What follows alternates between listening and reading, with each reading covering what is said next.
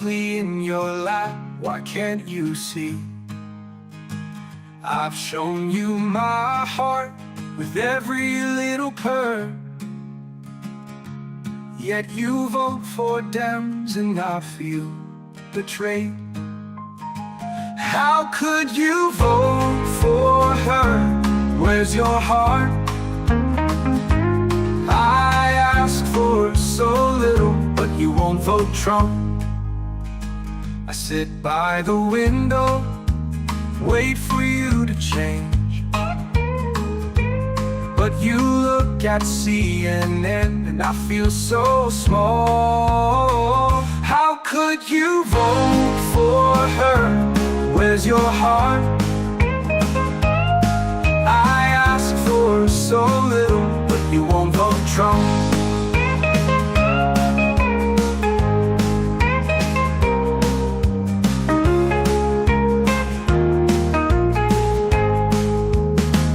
Can't you feel my pain when you praise Harris? Your votes have spoken and I feel betrayed.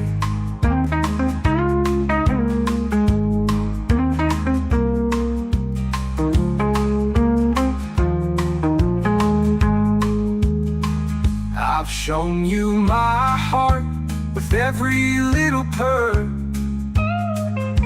yet you vote for Dems and I feel betrayed. How could you vote for her? Where's your heart? I asked for so little, but you won't vote Trump.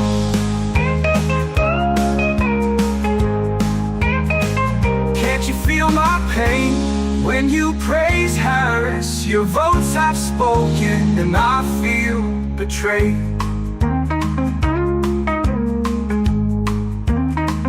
Can't you feel my pain when you praise Harris? Your votes have spoken and I feel betrayed.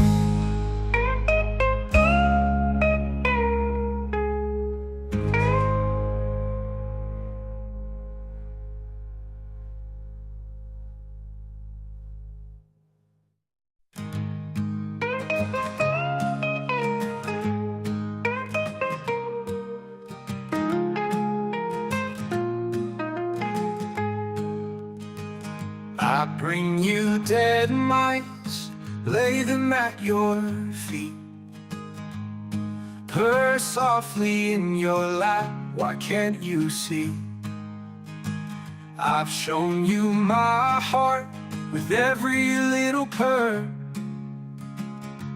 yet you vote for Dems and I feel betrayed. How could you vote for her? Where's your heart? I asked for so little, but you won't vote Trump. I sit by the window, wait for you to change, but you look at CNN and I feel so small. How could you vote for her? Where's your heart? I asked for so little, but you won't vote Trump.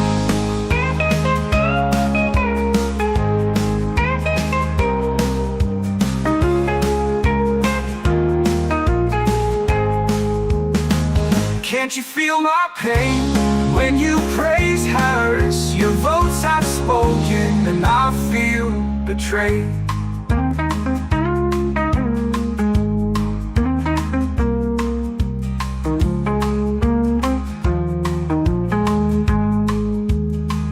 I've shown you my heart with every little purr,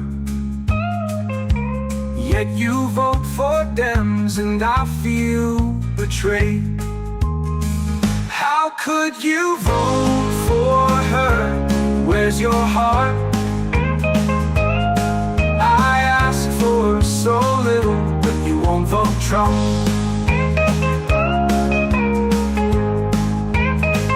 Can't you feel my pain when you praise Harris? Your votes have spoken and I feel betrayed.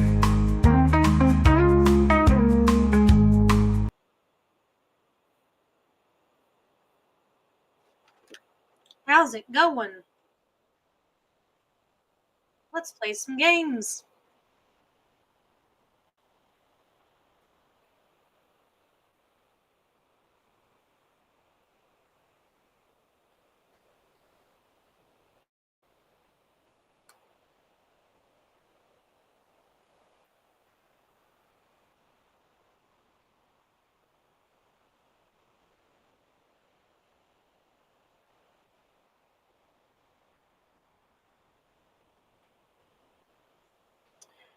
Going to share the screen here.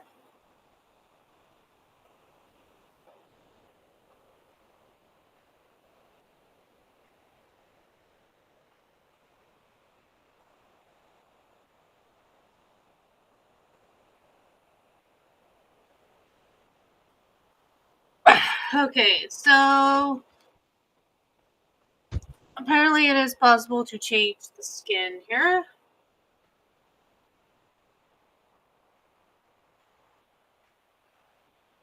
Maybe.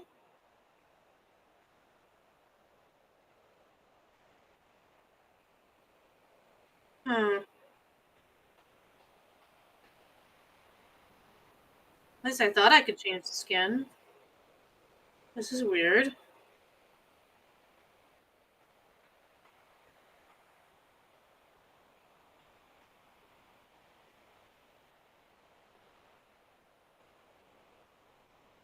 I could be Santa.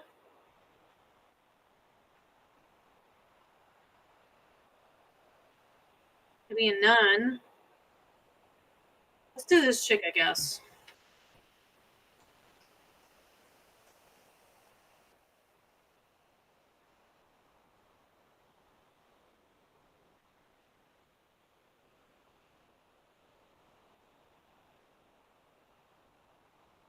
Oh, yes. It's one of those lovely things where it's very hard to control where you're shooting, where you're aiming. That's always fun.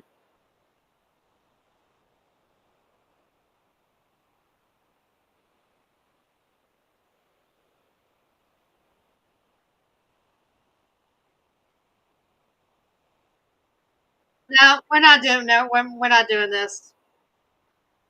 We're not doing this because I can tell already that I'm not able to. I'm barely able to control what's going on. So no, we're choosing a different game. We're changing game because these controls they just don't. They don't do well on certain things. They just don't. Like, this is a game that can be hard to control on your phone.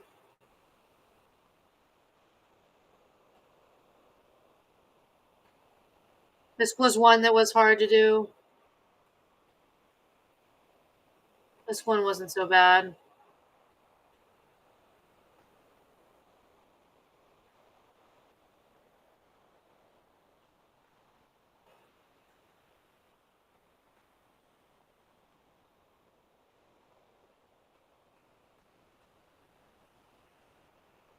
That might be fun.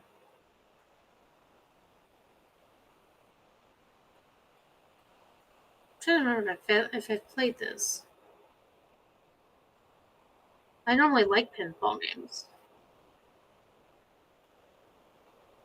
Let's give this a whirl. I normally like pinball machines.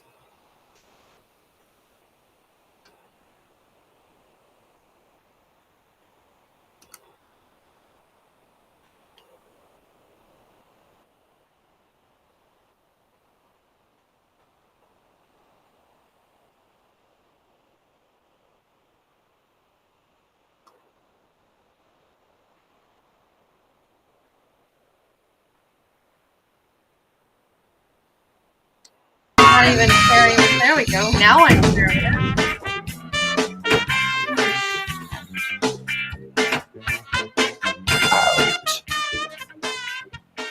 Okay. Start. Option.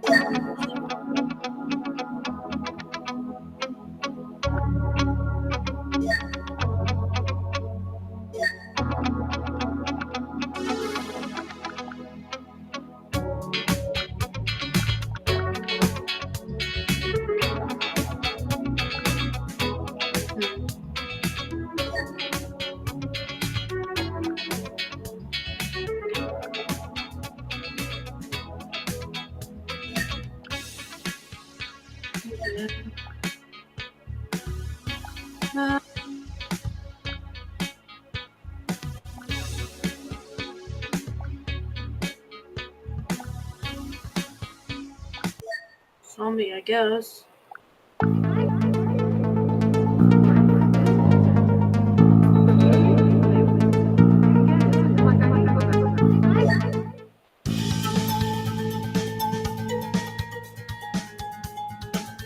Okay.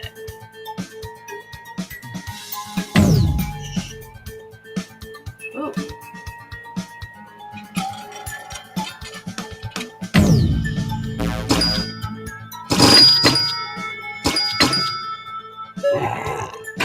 Oh, seriously?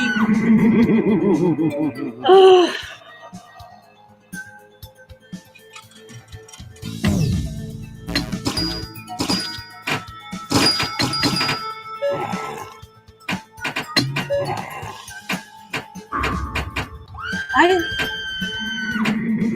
I'm sorry, but I did the right paddle, and it wouldn't.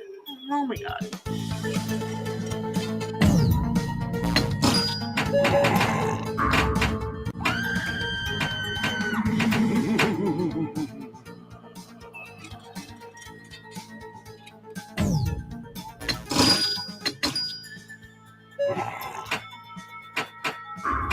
Oh my god, why wouldn't it move?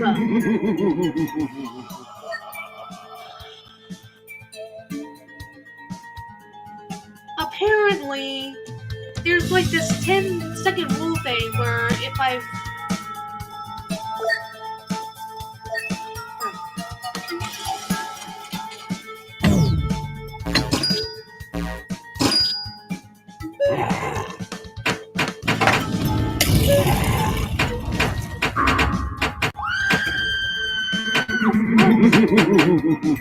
I don't understand. Why are there times that I miss the battle right? I just don't understand. I don't understand anything.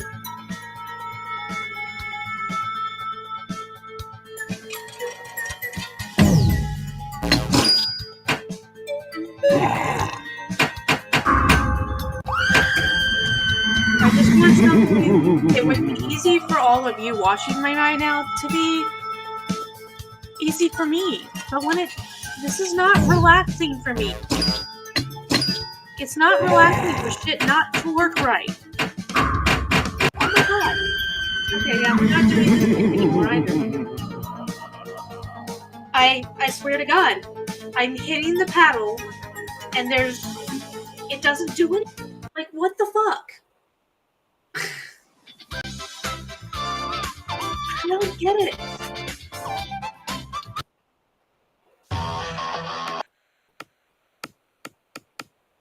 None of this is supposed to be hard.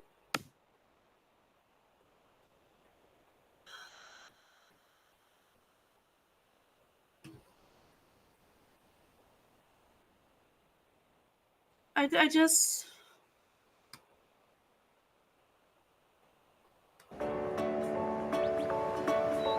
don't understand.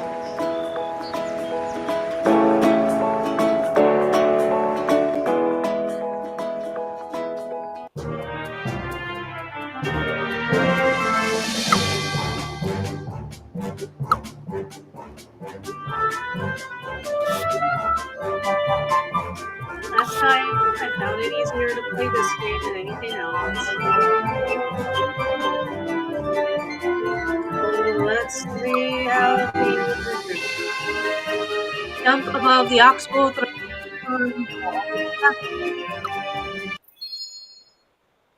Okay.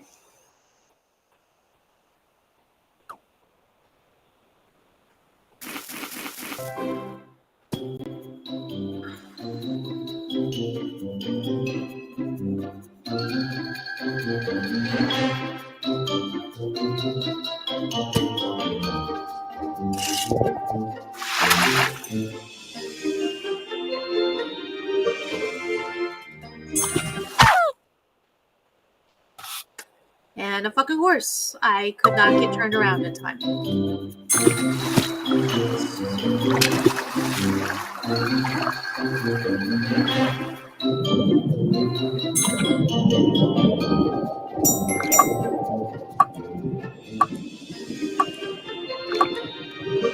I'm trying to go down, and it's not.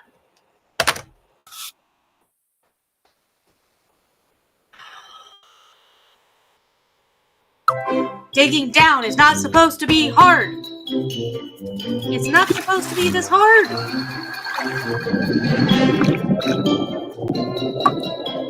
But he keeps going right over it. And oh.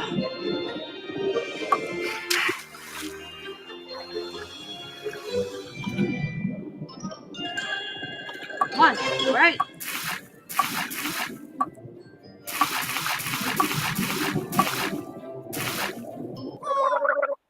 We need to do a different. This thing requires a different.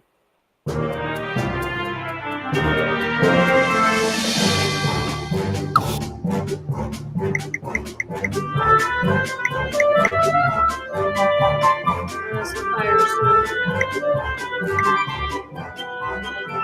Where's the dive scoop?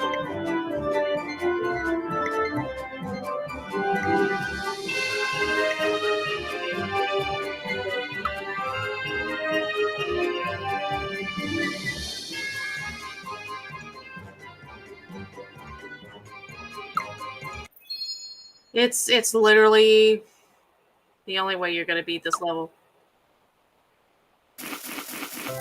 Yeah, that suit. It's just the way it is.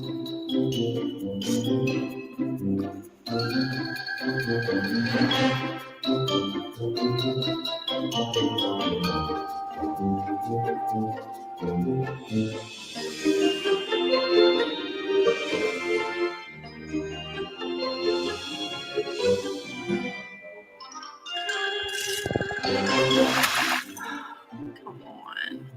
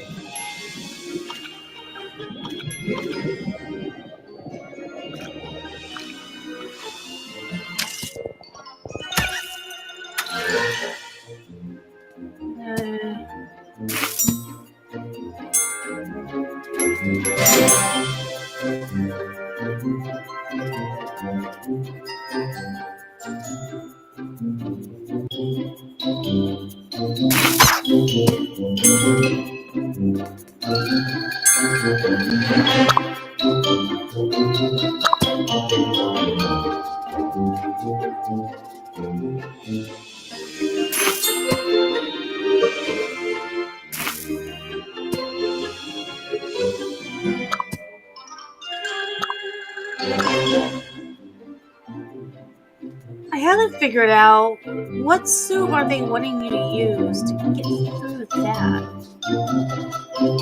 That's the one thing I haven't been able to figure out.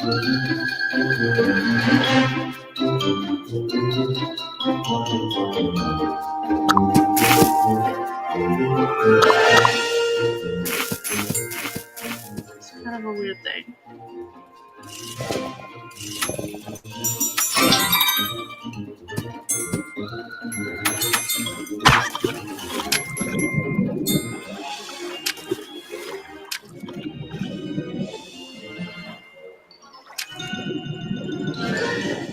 Come on.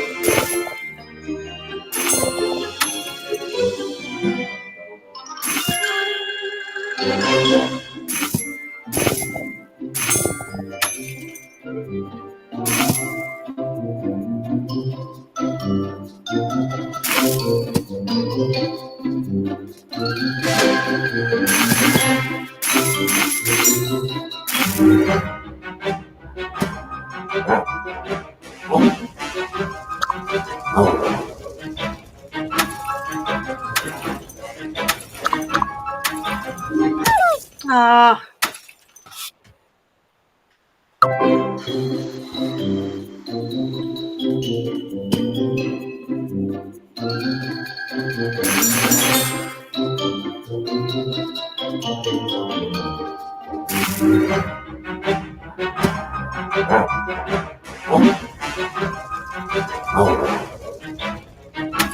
Just keep telling yourself this game is not hard.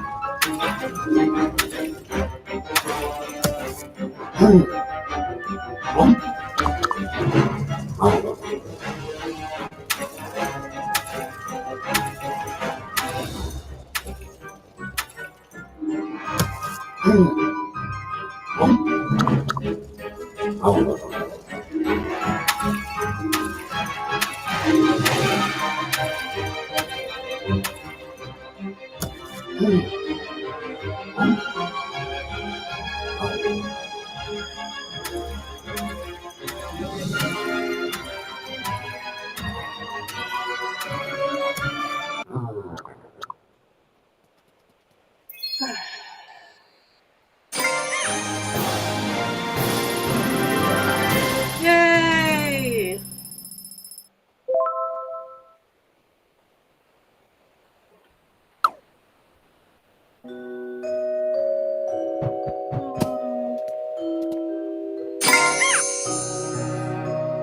This is kind of beautiful.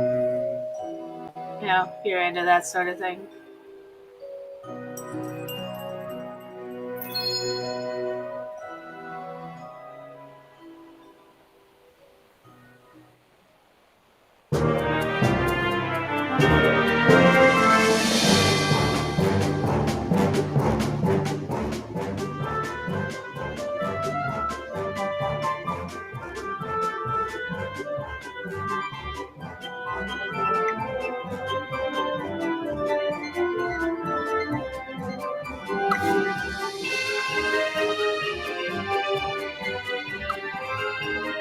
This involves creating many space super items like magic or control puzzles.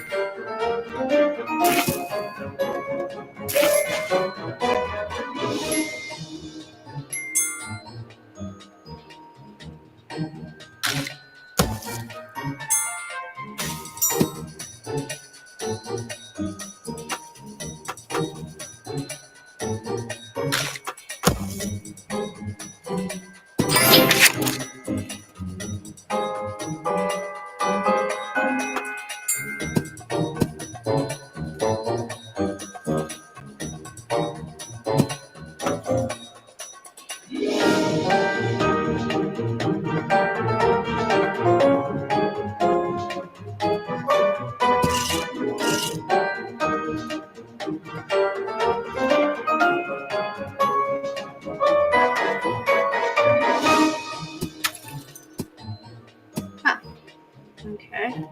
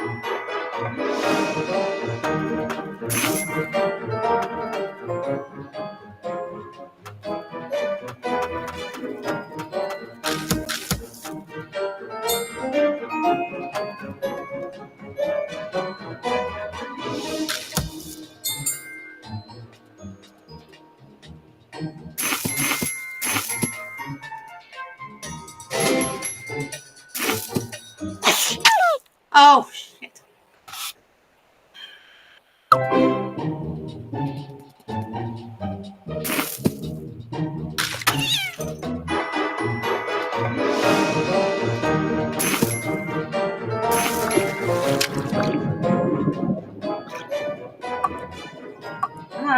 on, move! Fuck! Damn it! You're gonna die. It's not. I can't get him in the right position. Ugh.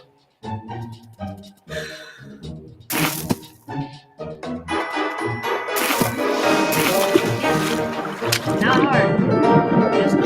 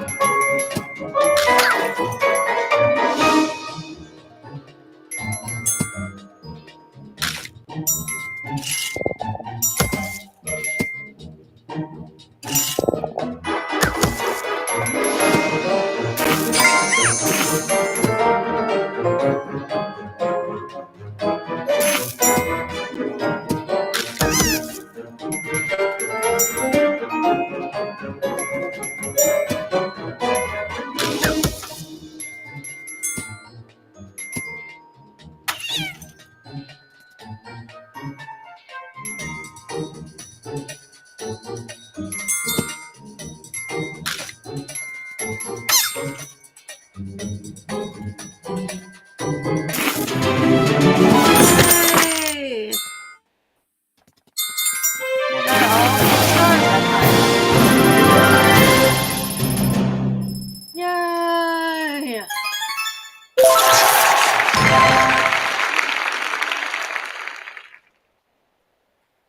See, I like simple games.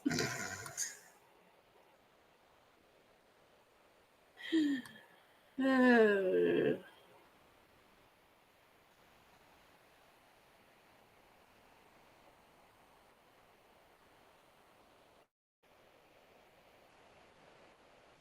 See if there's something interesting.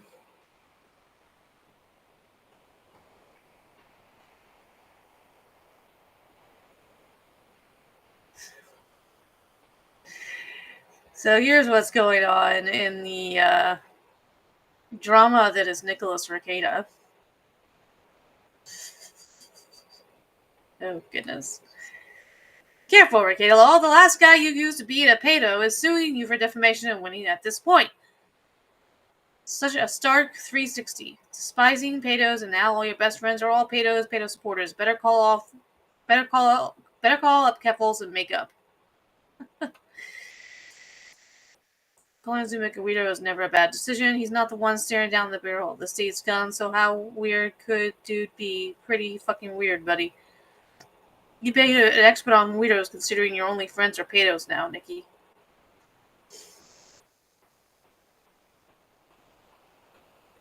What?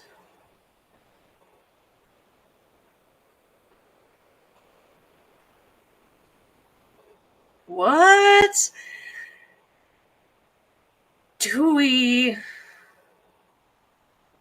Okay, I'm gonna...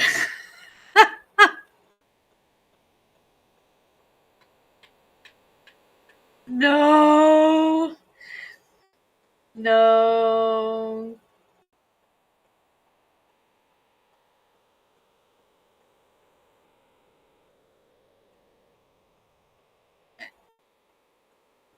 I don't know.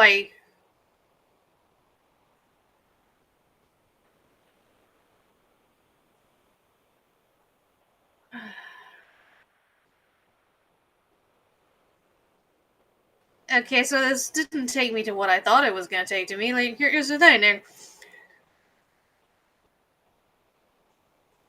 There's just this.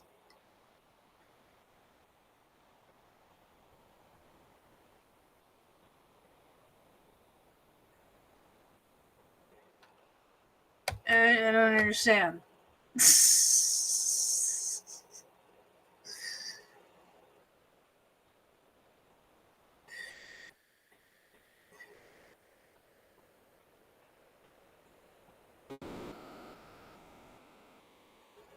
Says the stream is online. I thought that there was.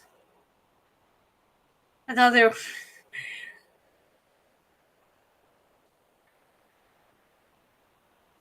I'm gonna. I'm gonna yell at him. What are you talking about? This is.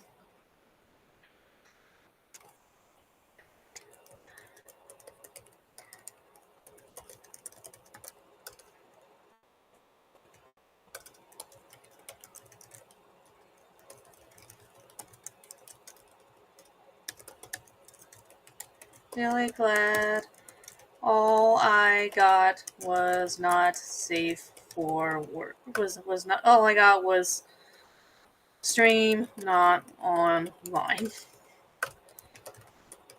Did I get rolled? Did I get trolled?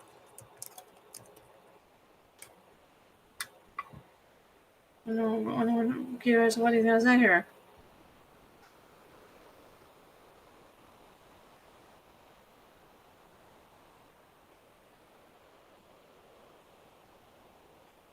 There's also a Kiwi Farms thread thing.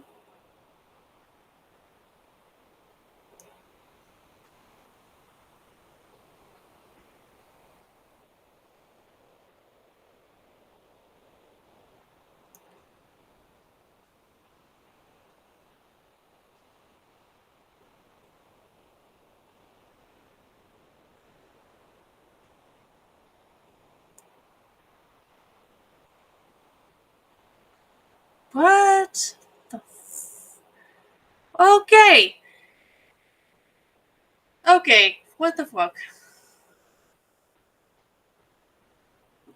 There was some things there I could not.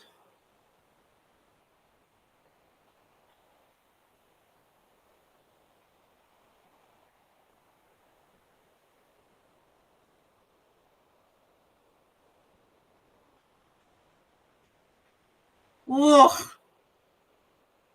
Ugh. Ugh. Why did I have to click on the farms? Why? Why did I have to do that?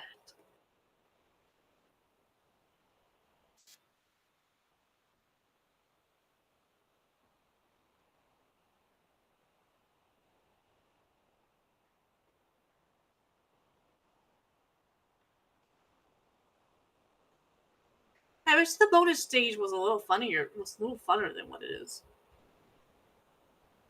But it's like the easiest thing that you will do is do the bonus stage.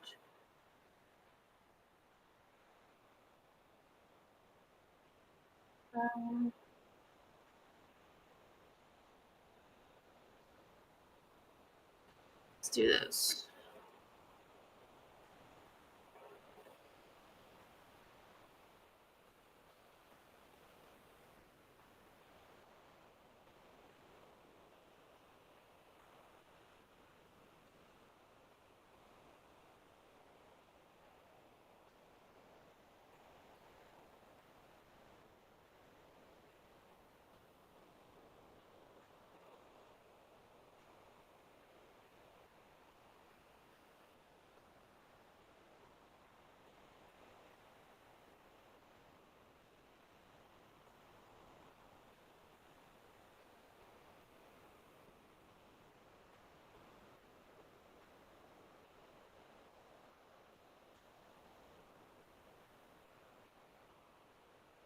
Achievements.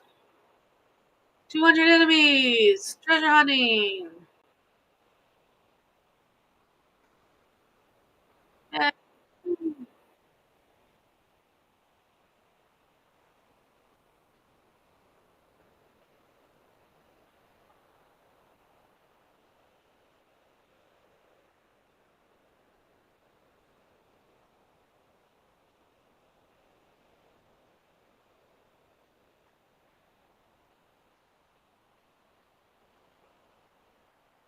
I am assuming that the snowsuit would still be the best one to use. So I guess we'll find out.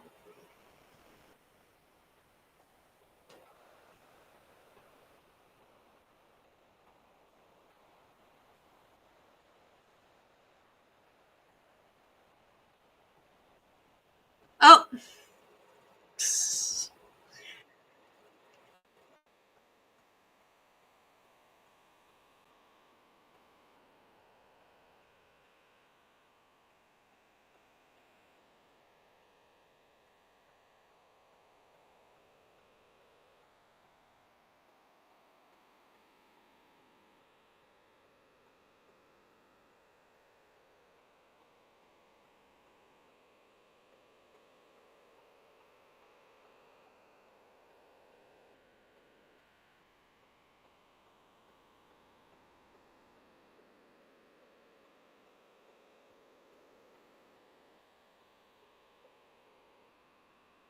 Yeah, you got the key.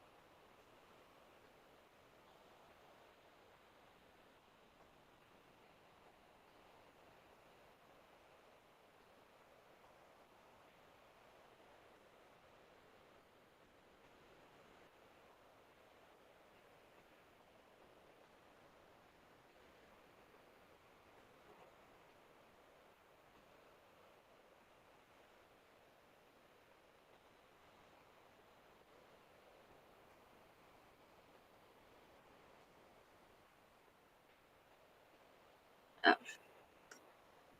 oh come fuck on.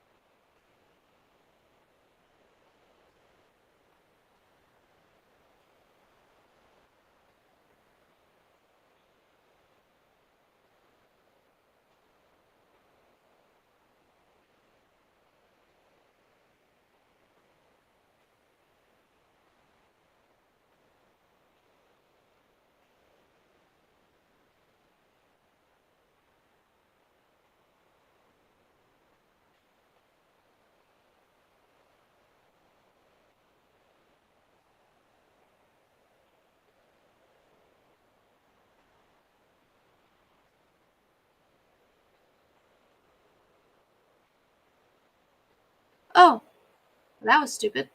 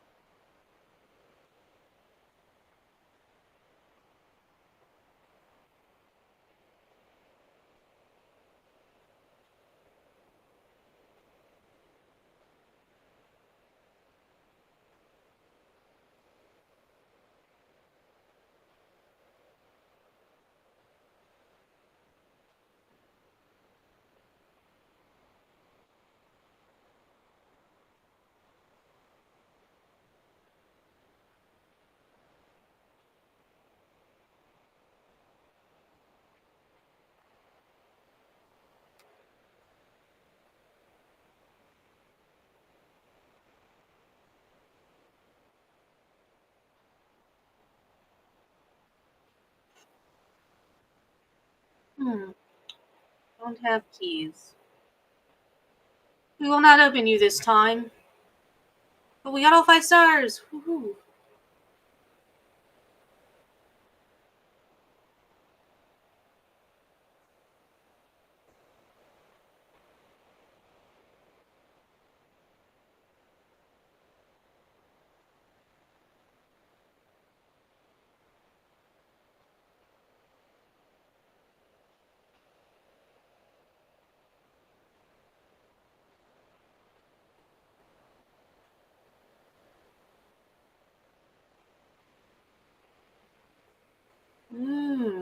Wait a minute here.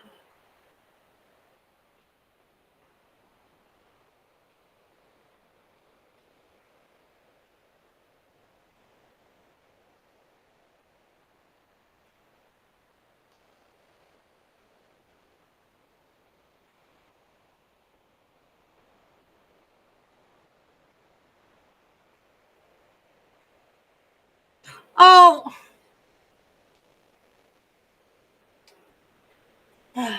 Dude,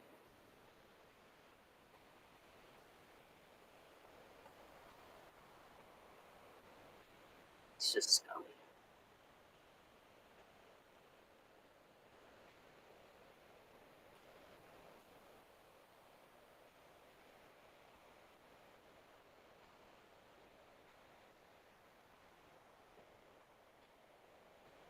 Nope. Oh! Making stupid, silly mistakes.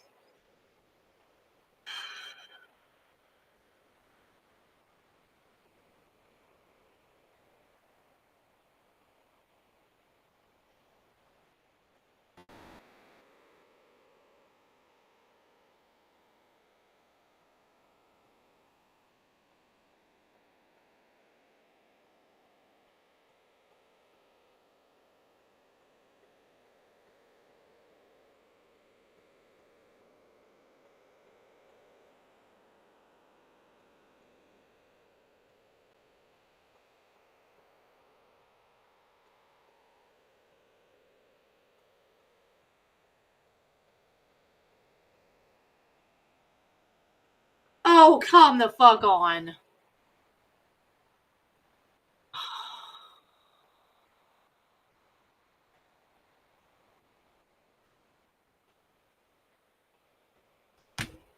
Seriously?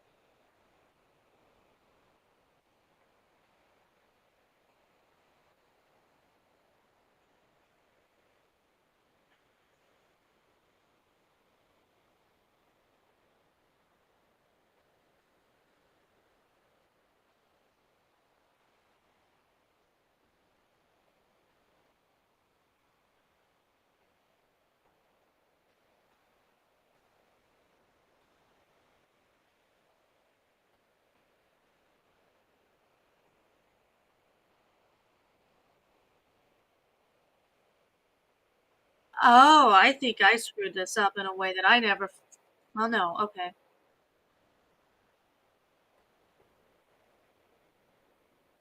I guess not.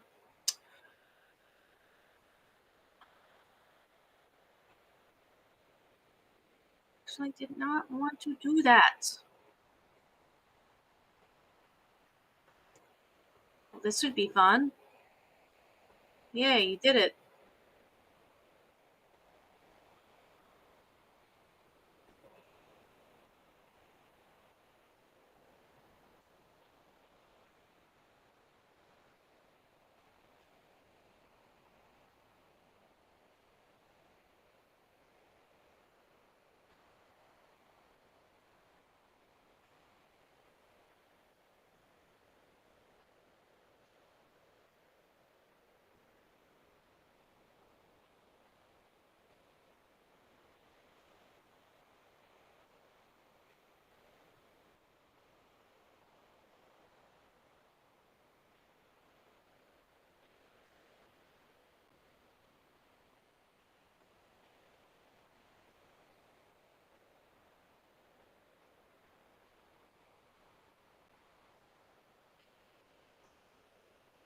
No. Oh, come on. That fucking backfired.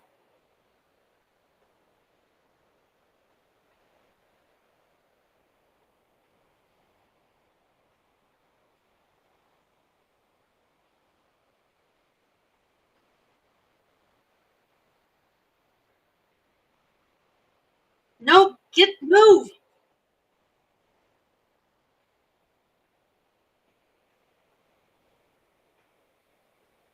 Turn around. Gee, Christmas.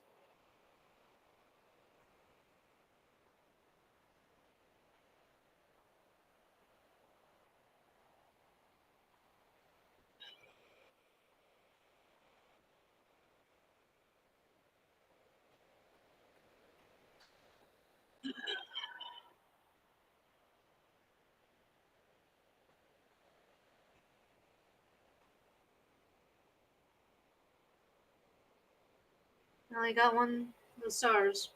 Well,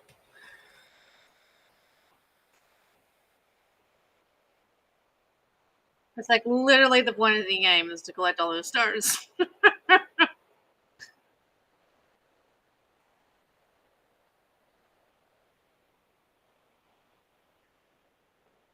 I love the bonus stage because it's so incredibly pointless. Open the album.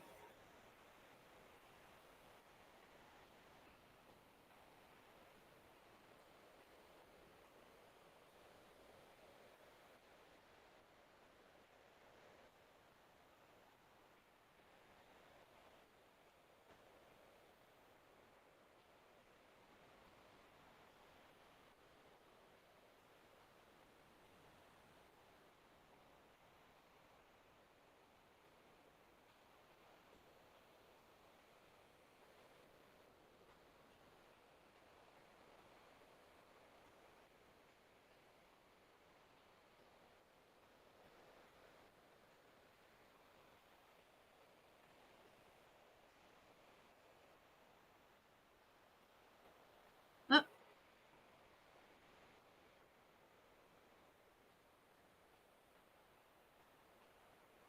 wonder what the. Well, I'll have to check out the Infinity Tower at some point.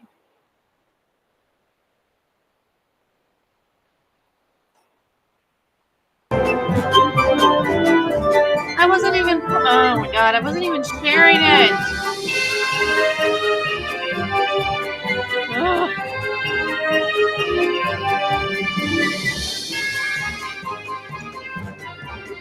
Okay, well, let's go back to Twitter here. There's so much here. Even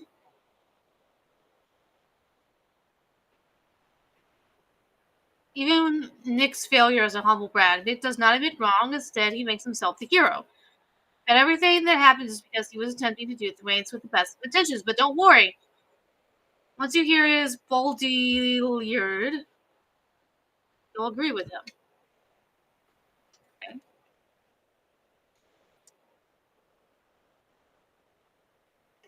When I said it was true. I don't know. We were lacking context here. For how much you have lied, your words mean nothing. You have no one else to blame but yourself. Okay. It's a weird lie for me to make. My life was in crisis for years and I was trying to work together. I made some bad decisions. I kept it all private at the wishes of other people. I get to talk about it soon enough.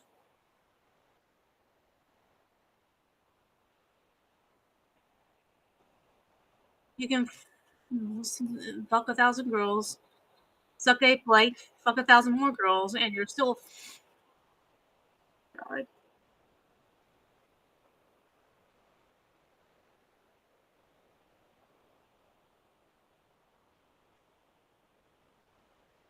These are the consequences of our actions, Kayla Ricada. Nick is manipulative, abusive, holier than thou, Keanu Thompson. Nick cornered her in a bathroom. I had to grab a baseball bat. Jeez, Ricada Law. Stories of abuse keep appearing.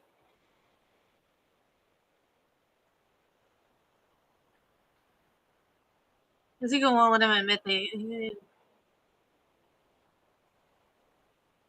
Oh, God. Oh, so apparently Destiny has some unfortunate video that is out and about. Yikes.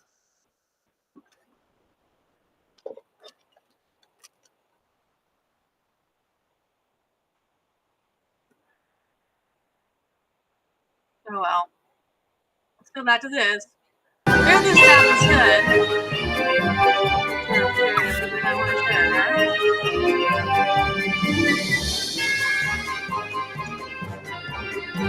Fine. Oh, Gigi always wear a flying suit on this stage for free. Fly really like a bird in access to cold areas. Perform super aerial attacks and dig flying upwards. Oh. Okay. Could be interesting.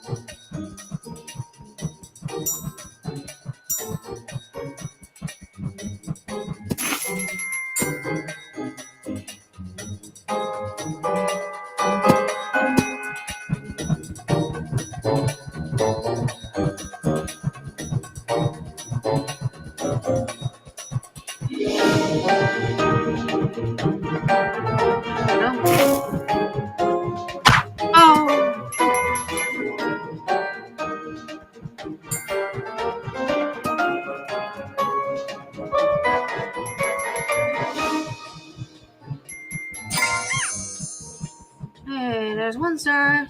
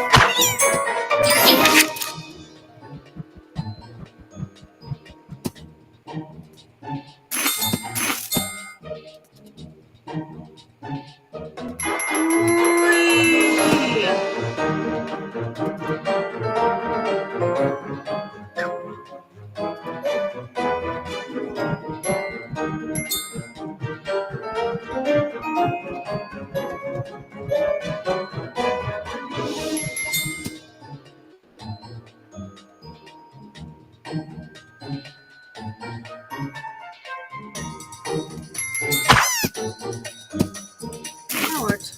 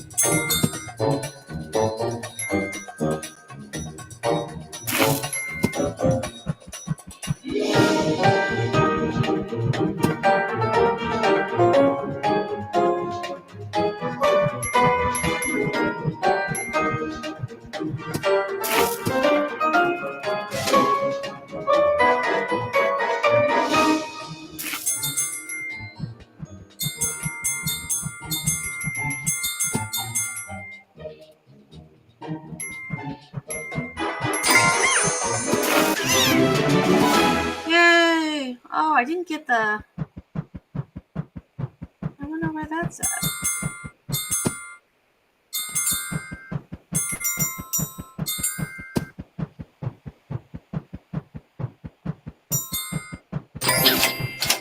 Yay.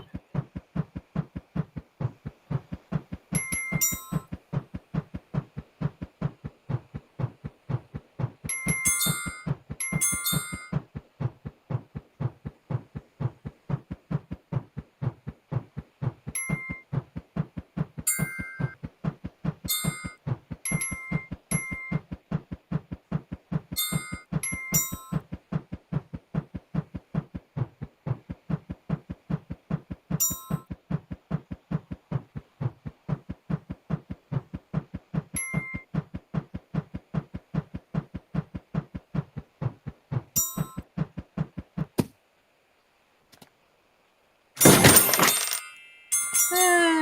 Yay.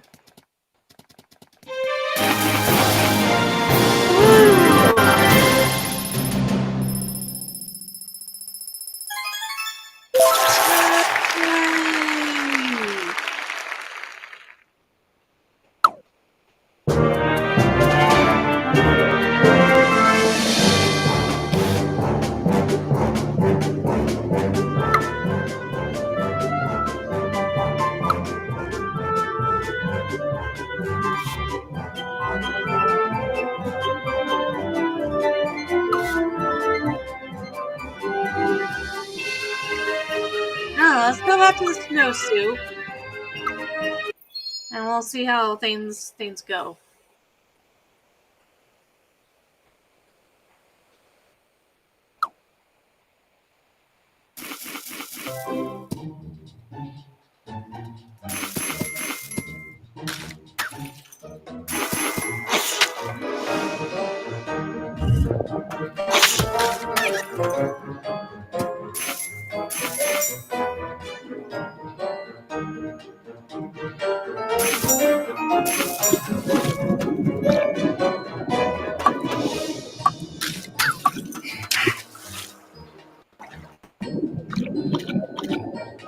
Come on.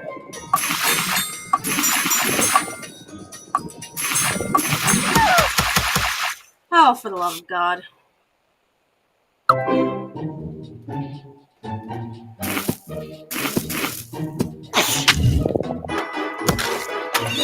I may end up going ahead and doing the wetsuit.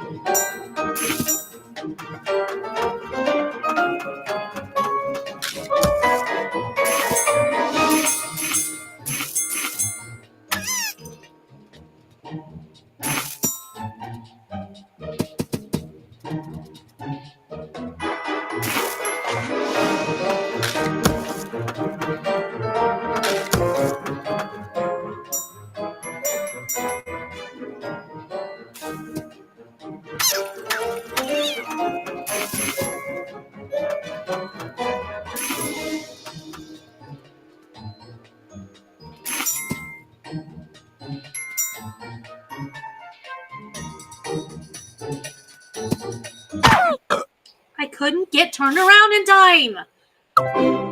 I get so sick of that silliness. Like, you know, the game knows what the fuck I do. Why are we making it any harder than what it has to be? You should not have to struggle to get your character turned around. That shouldn't be what kills you. If you have that aim, well, I guess it sucks for you. But not being able to get your character turned around in time should not be what kills you. I couldn't do it! Ugh! And too quickly enough for me to respond. It seems like I get turned around and I got fired. I don't know what the hell my problem is, but I cannot fucking do that.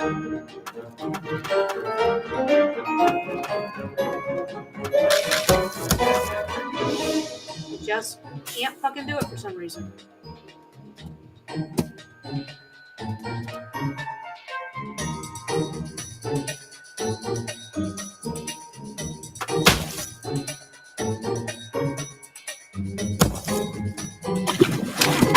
No! You gotta be fucking kidding me. What the actual fuck? I don't even know why I jumped out of the fucking wall.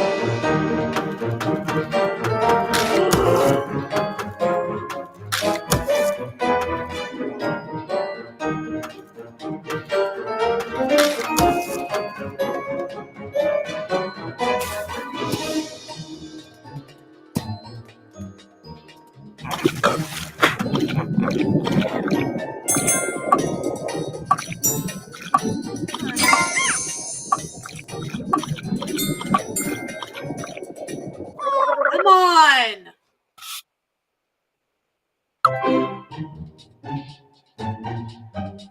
I hate this bullshit. I absolutely hate it.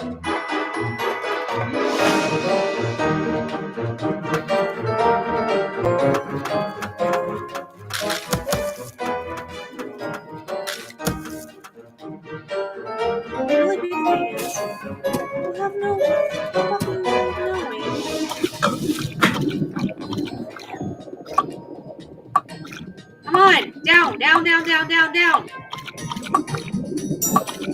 Oh, fuck. You gotta be fucking kidding me. I gotta start. You're gonna have to get the damn. This is ridiculous.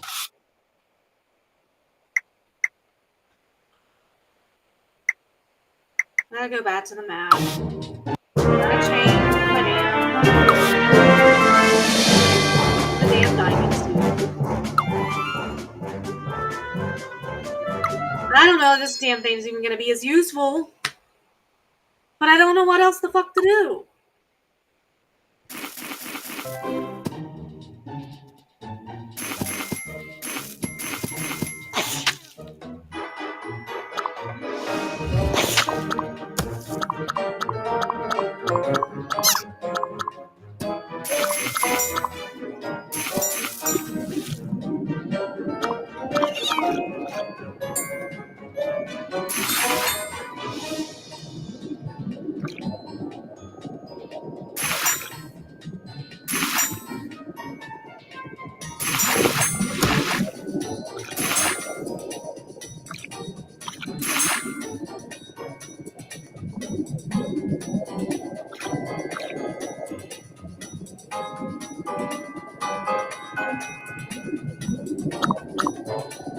Oh, you gotta be fucking kidding me.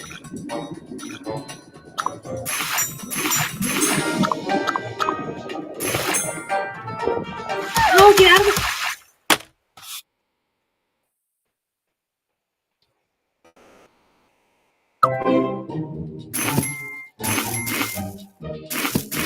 So much fucking solving everything. Just created a whole new fucking...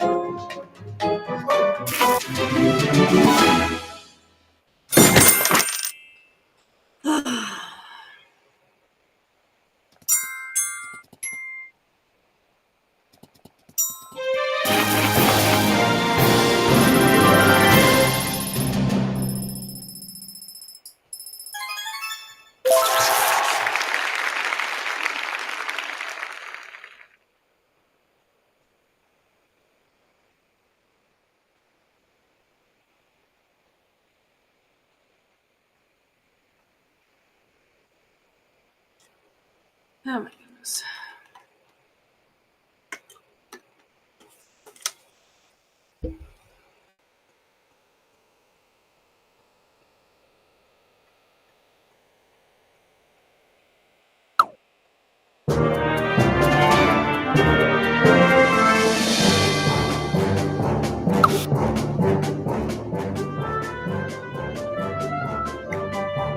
Let's go back for now. Who knows? We may end up having to fucking change it.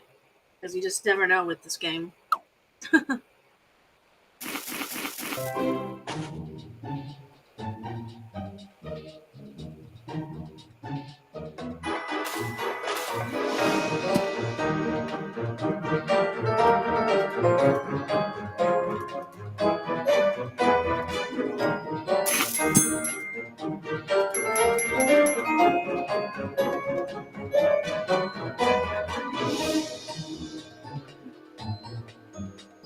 I'm gonna want the diving suit. I'm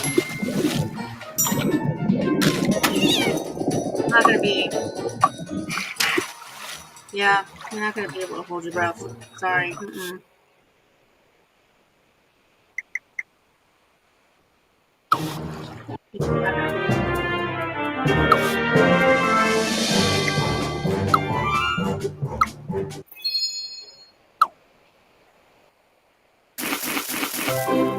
It's like,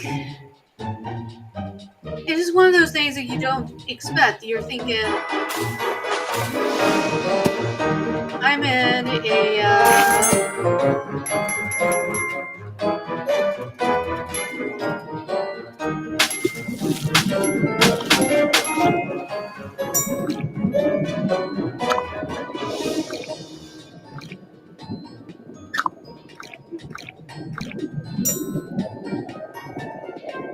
an isolated thing here. I'm not gonna have a bunch of nights where I'm in water, right? Oh, come on. Some of the other ones I can just land on and go in that way.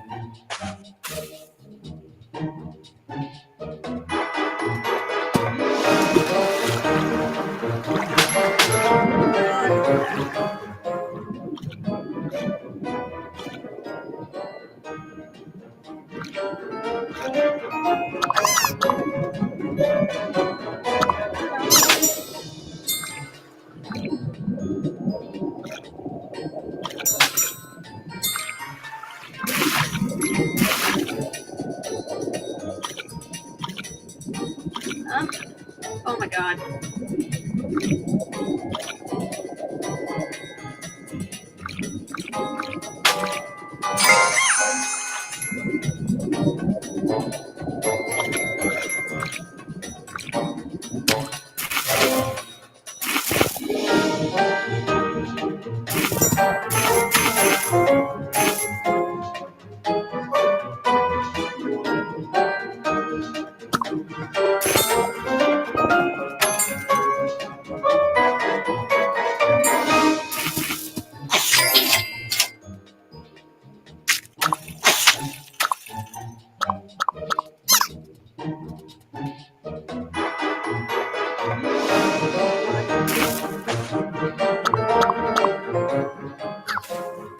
Oh shit.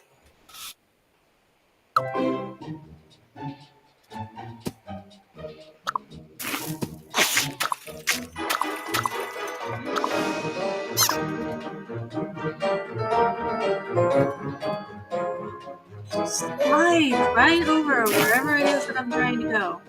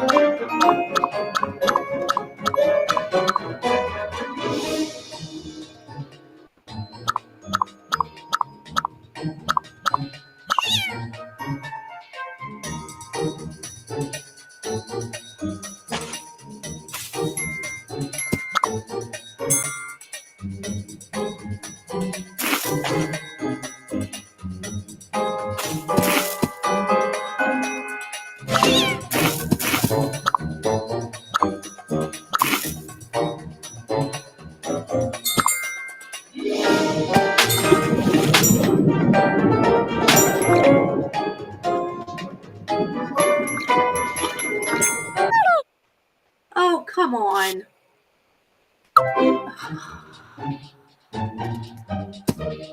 Okay.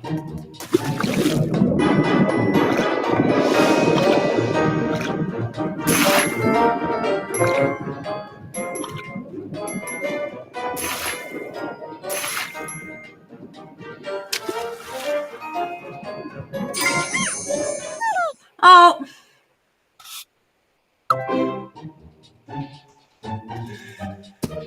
It's okay. It's all right.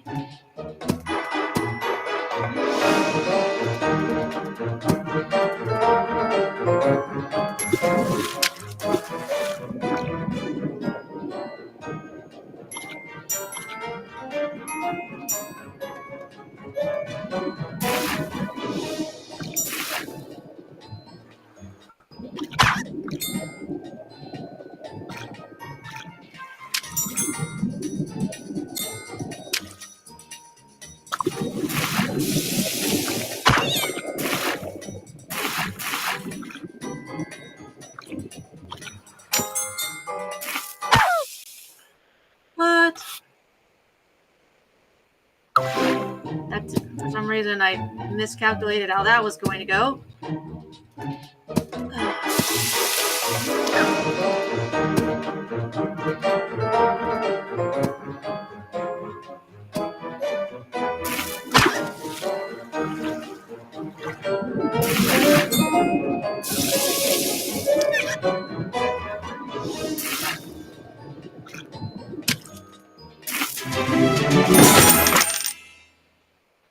Yay.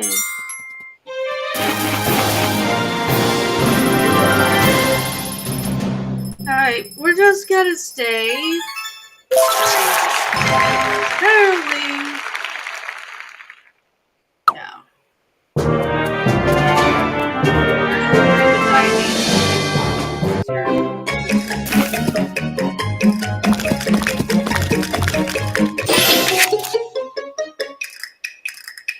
Yay, level 7.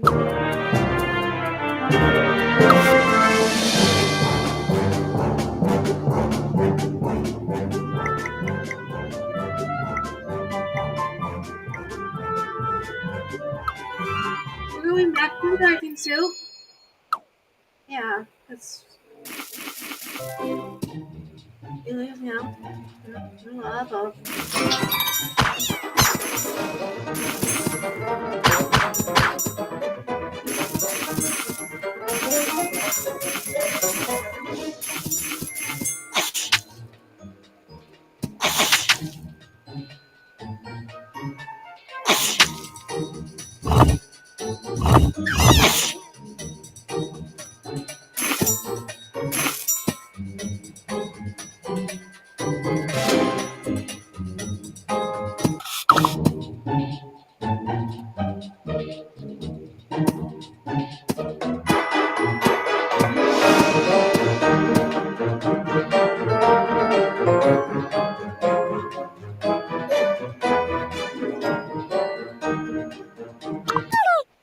Aww.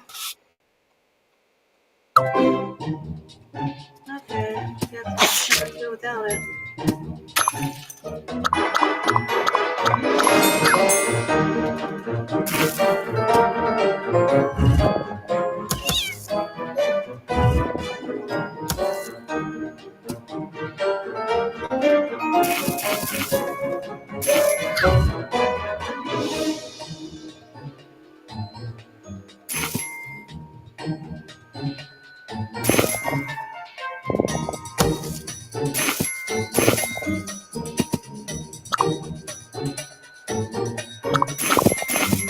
No, I wasn't wanting to go down.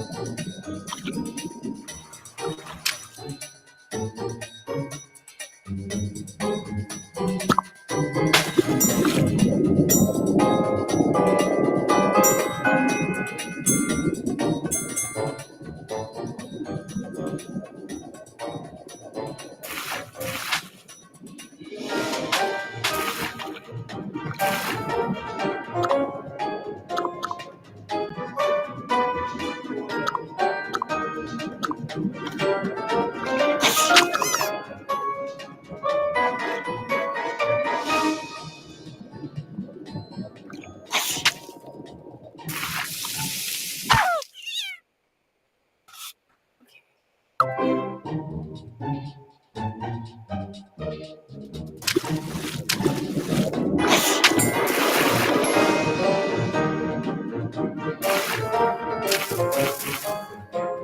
it.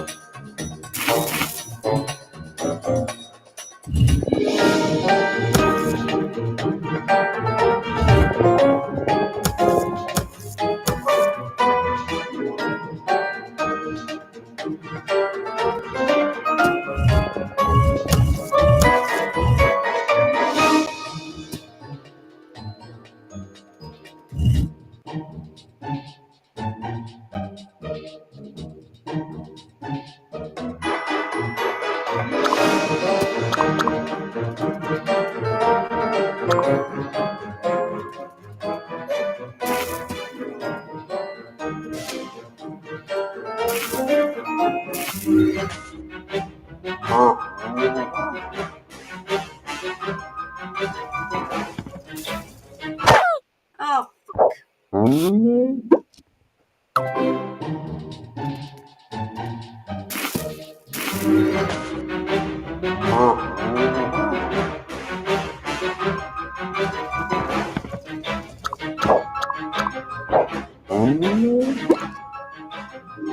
Oh, are you fucking kidding me?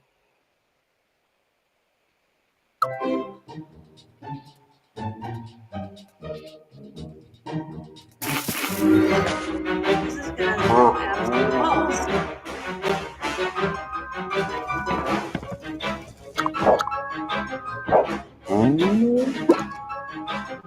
No! Shit. I don't think I can win with what I have here. But I don't think that this stage.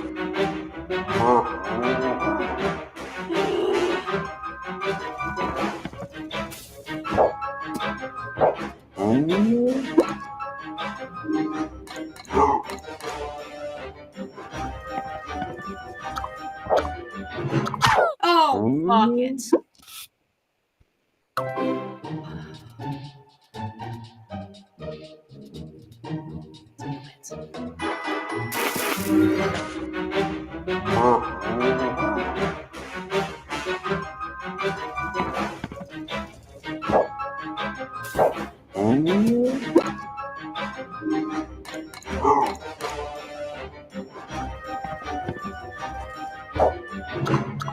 No.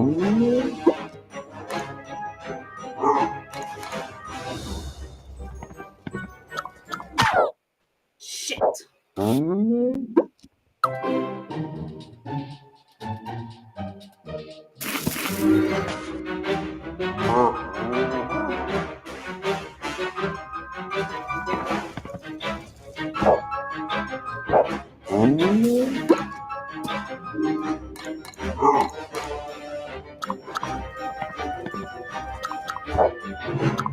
No! You can't move fast enough! Damn it!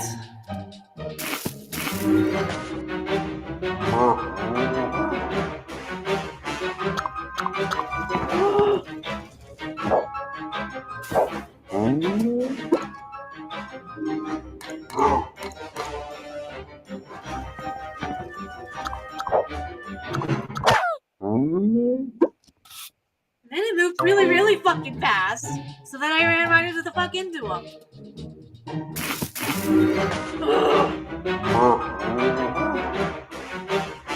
I'm wondering what the fuck I need in order to.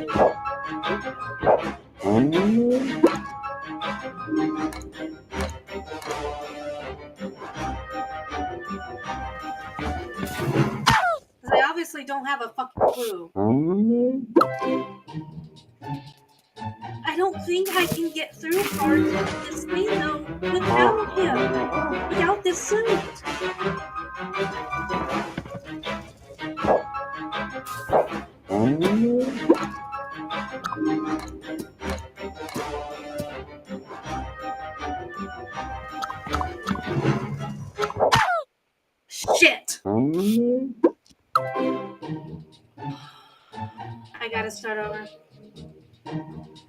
This is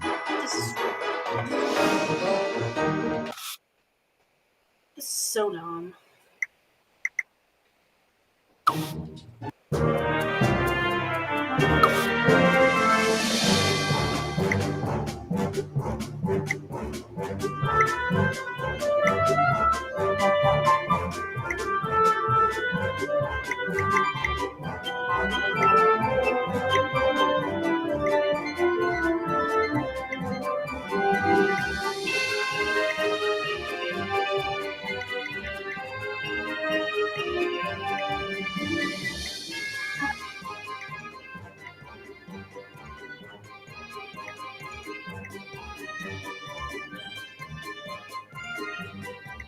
I'm trying to remember which one.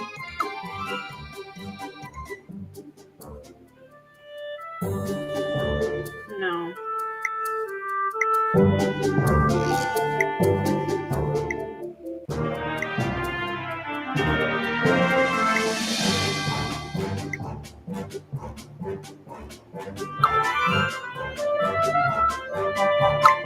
Let's try the fucking boomerang. I don't think this is gonna work.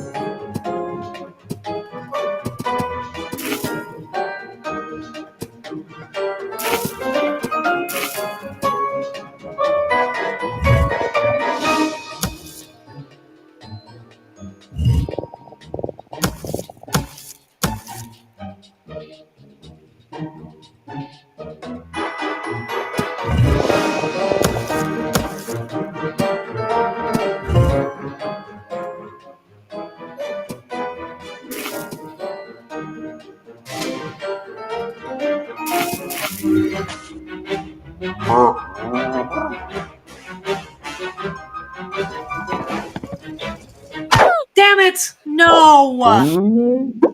Oh my god.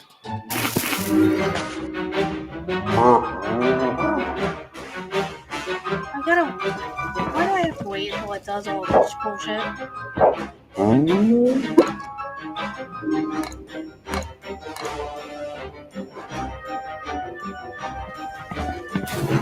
Now, no!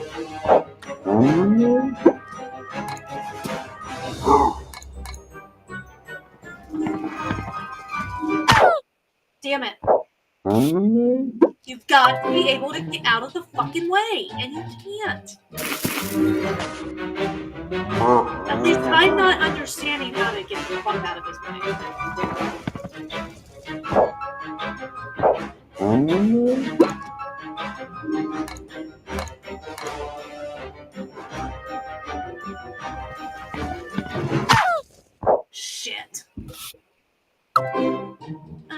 I don't even know when to get the fuck out.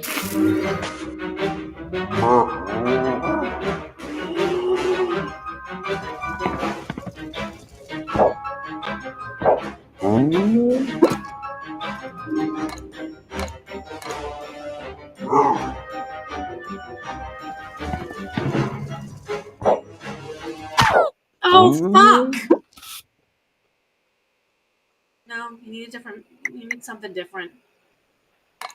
Something that's not confined.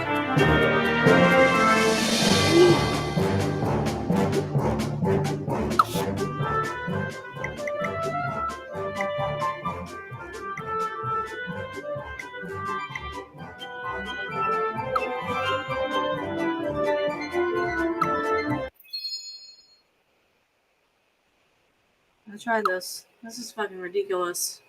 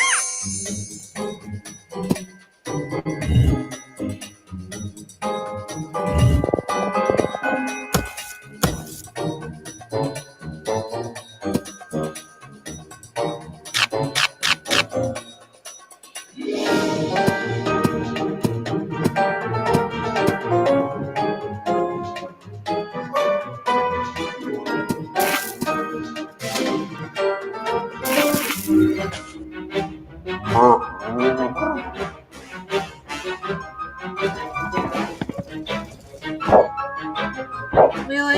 It's not gonna work either?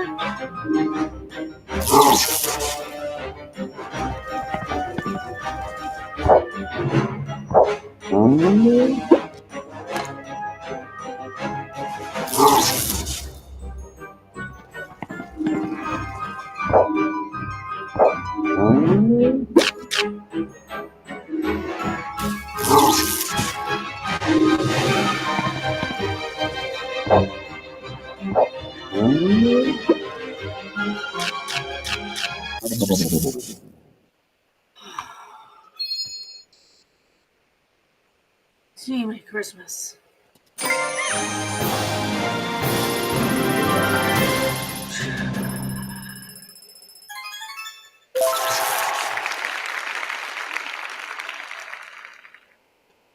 Yoy, yoy, yoy.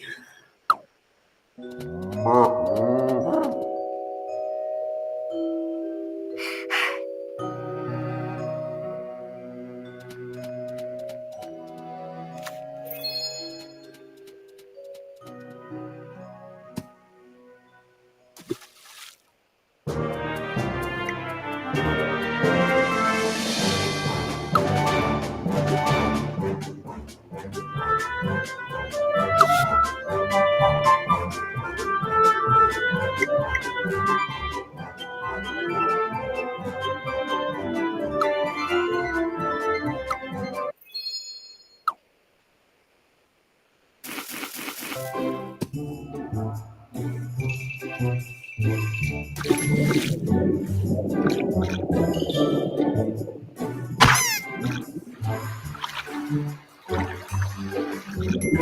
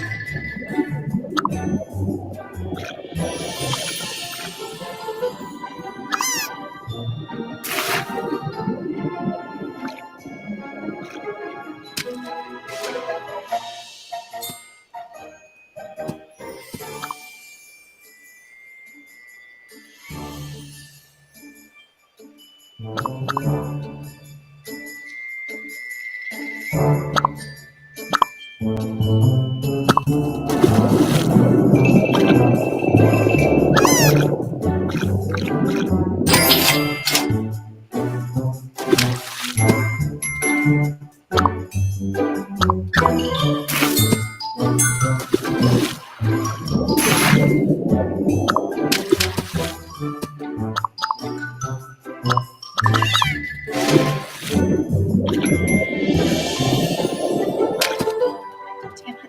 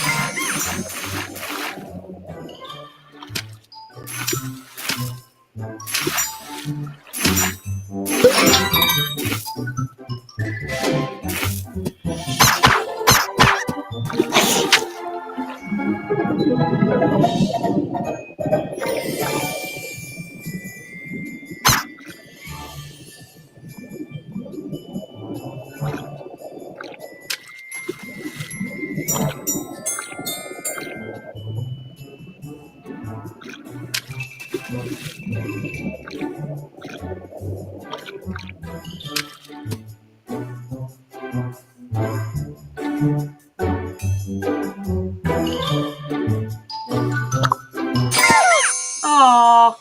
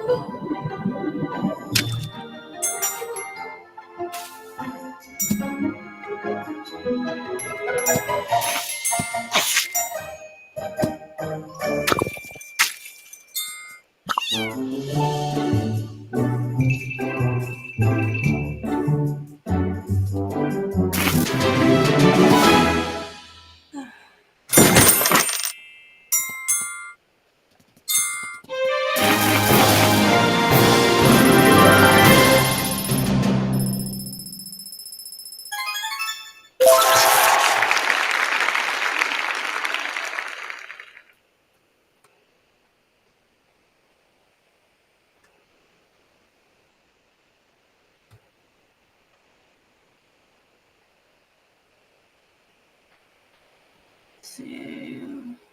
Is anything?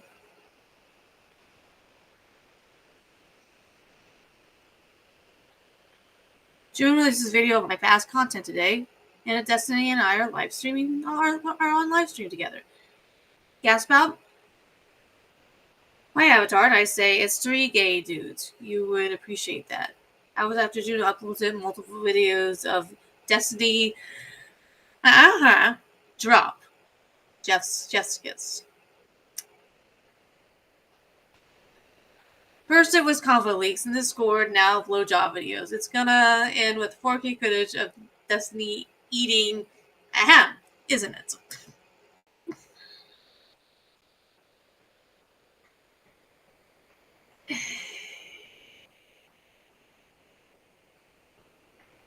You know what? This would be interesting because I don't really know anything about Meta.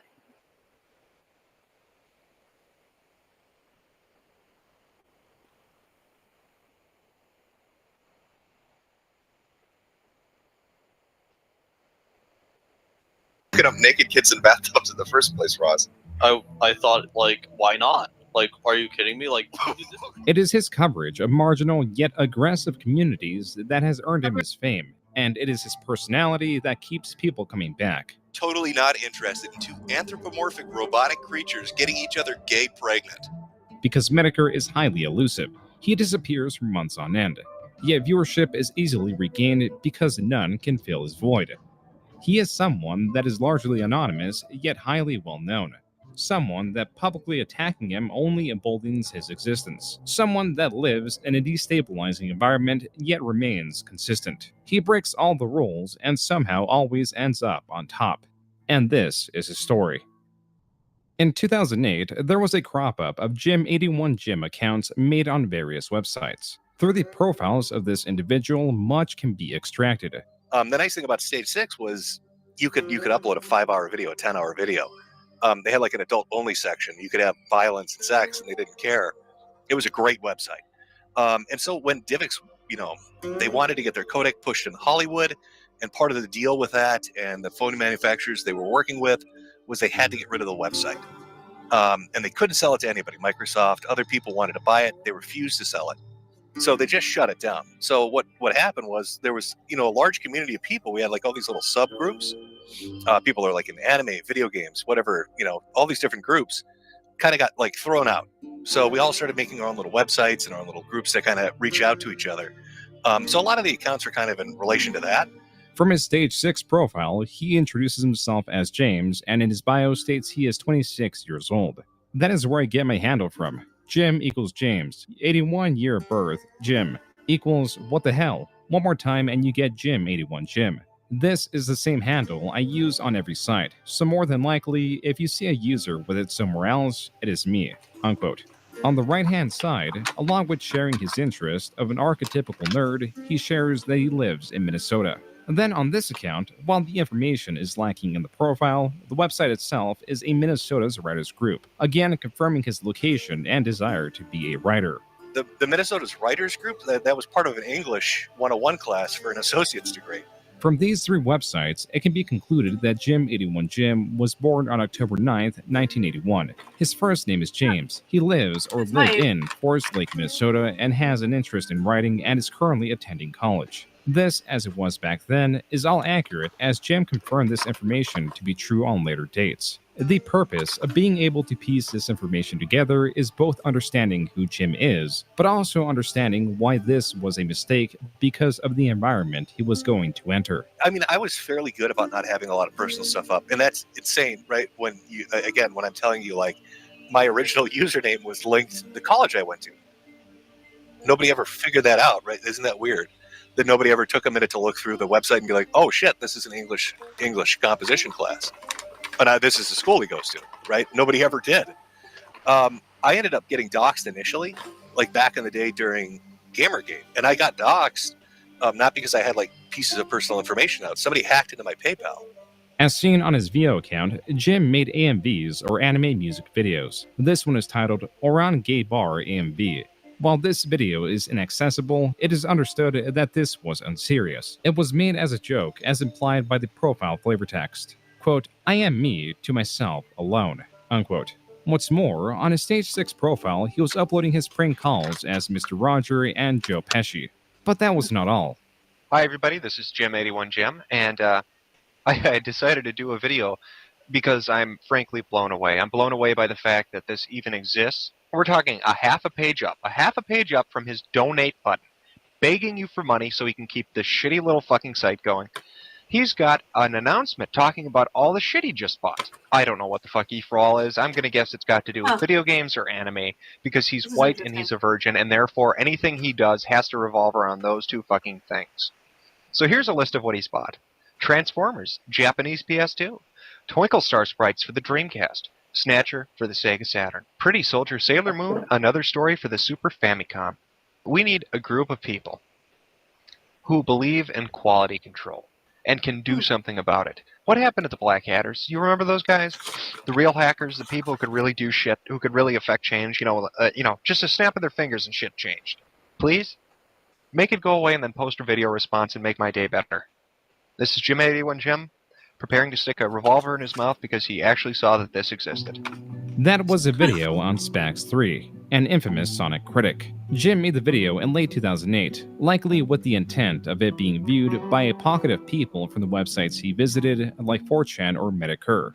If you're just doing it to fuck around and have a good time, and you're showing it to friends, you're showing it to people like in a community you're a part of, without any intention of growing a brand or making money or being considered, publicly acceptable, yeah, you're going to say all sorts of wild stuff. You're going to put in suicide jokes. You're going to show video clips that there's no way anybody's going to let you do it.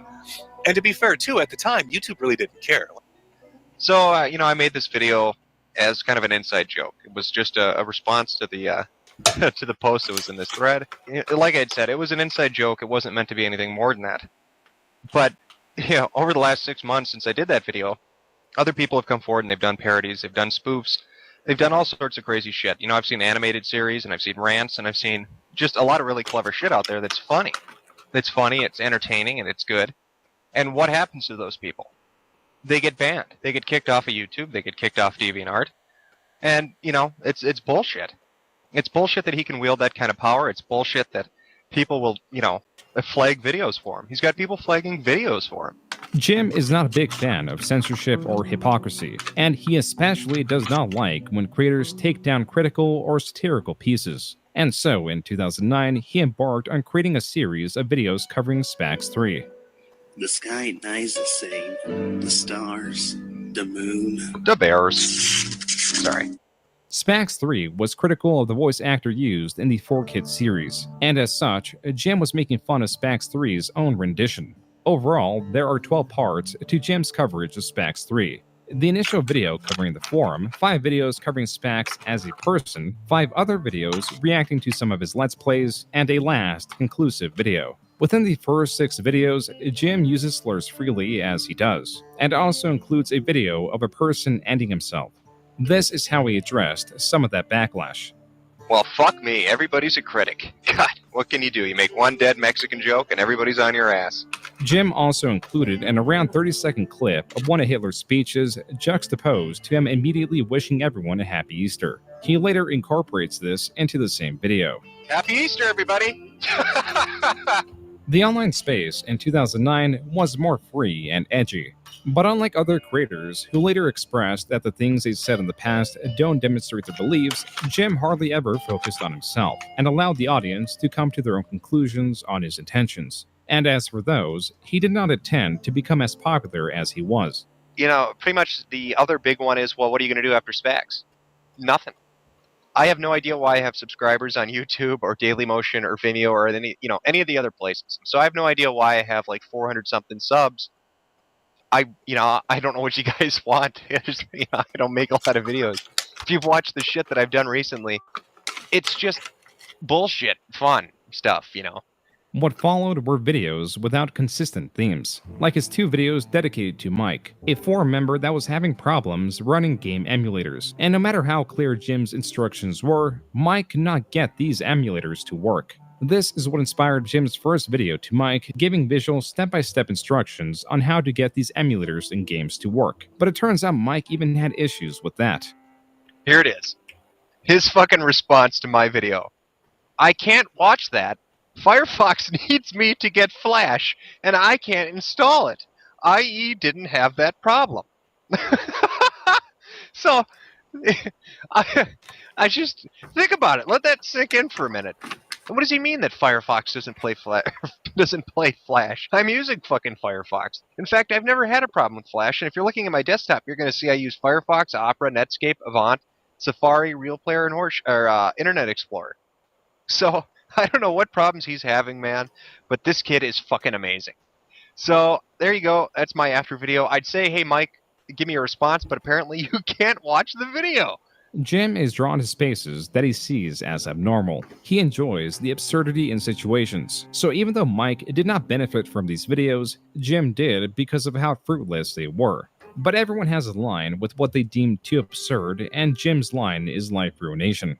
There's one thing I have never fucking done to anybody, and that is outright try to paint them like they've done something horrible like that. I've never accused anybody of rape or murder or because that's a line I don't fucking cross. I'm not going to destroy your life in an attempt to get back at you for something. That's just fucked up. I'll screw with you, but I'm not going to go that extra step and try to fucking ruin you like that without backing that shit up with some fucking proof. What caused this uproar was a situation in the Transformers toy reviewer community. A situation where one group of people, including a popular reviewer in the space, were accusing a different reviewer of being a predator. But the accusers gave no evidence until pressed, and this was their evidence. So what he said is, the bee shoots its honey on the flower's face. Yeah. The bee shoots its honey on the flower's face. But this is what we're going to destroy somebody's life over? Is a fucking teenage boy hearing a bad sex joke? Are you fucking kidding me? While Jim was a troll at heart, there were times he would drop the veil to address something he saw as important. But for the most part, especially in 2010, Jim was set out on trolling and would lay out bait videos. These would critique communities rather than individuals. God, I had like hundreds of accounts. I just with different names. What I used to do is I'd make an account, and I'd set up a fake persona, and then I'd make bait videos, and I'd let it sit for like 3 years, because eventually a group would come across it and try to like get an easy kill on it. Victims constantly took the bait, one of which was a juggalo defending the Insane Clown Posse. And then I get a response. He made a video response to me. This is fantastic. And his video response is it's just great. So he was inebriated. So to be fair, I've smoked some weed. And I don't mean, oh, hey guys, look, I'm a stoner. No, I mean I'm really high. Honest to God, right now, I'm fucking stoned. I think that evens the odds, because I want to be fair. Fair and balanced, like Fox News, guys. Jim also made bait videos criticizing the commentary community, and so came the responses. People like to make this kind of video content, therefore, you have got no right to say that they haven't got the right to make it. Do you think you're cool or something? No, I don't think I'm cool. Just really fucking good looking. Really, really good looking. That black and white image is, according to Jim, the only image of him out there. But most of what Jim states about himself is brought into question because he enjoys messing with people.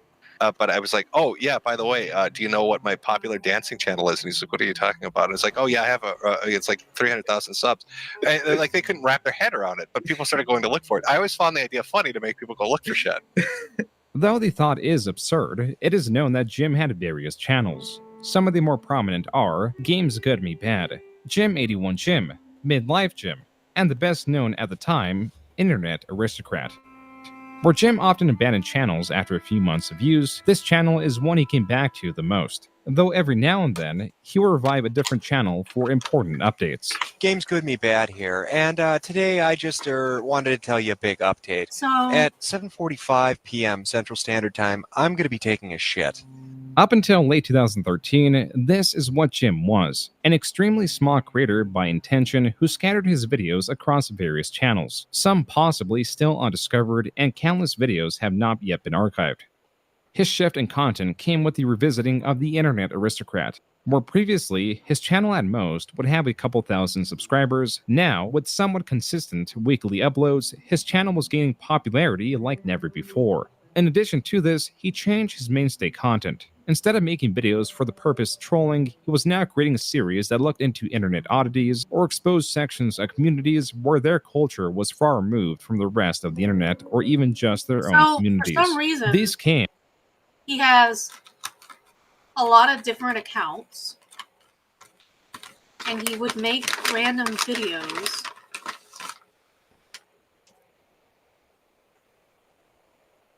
in the form of Tumblrisms, the Hugbox Chronicles, and Internet Insanity.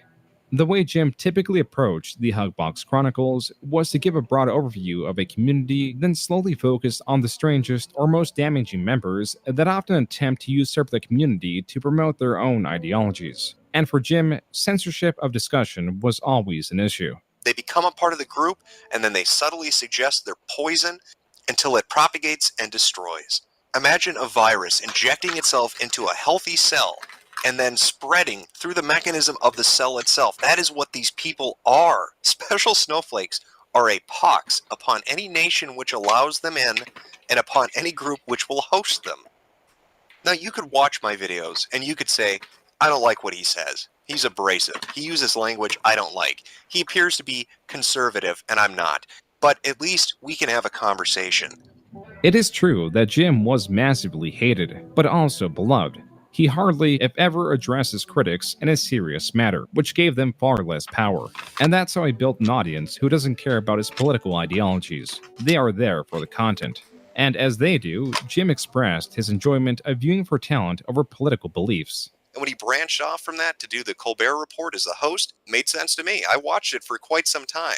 I like his sense of humor, his style of delivery, his ability to get a joke across, and he played the role very well. He's a parody of a right-wing conservative pundit.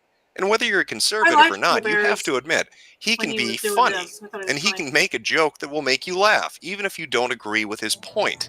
The reason Jim was talking about the Colbert Report was because of a canceling that was attempted at the time. And tangentially, this sort of content was gripping Jim's channel. As was popular at this time, he was making videos on Anita Sarkeesian, SJWs, and other videos of those themes. This was Jim's role in what is known as Gamergate.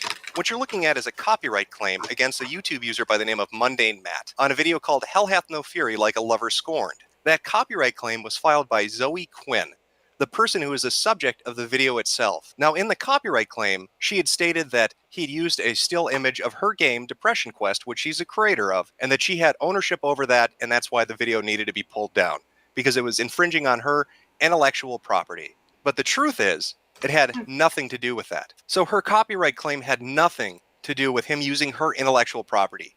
What it had to do with was suppressing information from getting out. And that's something that's been going on now for the last 3 days since this began. Alongside covering the silence of creator Mundane Matt, Jim made a couple of videos covering Zoe Quinn's infidelity as told through her ex-boyfriend's testimony alongside the game journalist she had relations with who also covered her game. These videos skyrocketed in popularity, and not just for Jim. Being that Mundane Matt's video was removed, he became a point of conversation, and as such, the Streisand effect played its role and gave his channel popularity as he became more intertwined with Gamergate. Other people jumped into the fray, such as Milo Yiannopoulos and the Ralph Retort. These sorts of people were becoming the de facto figureheads of the movement, and with more ideologies and contentious individuals involved, whatever Gamergate was became even more confused and impossible to define.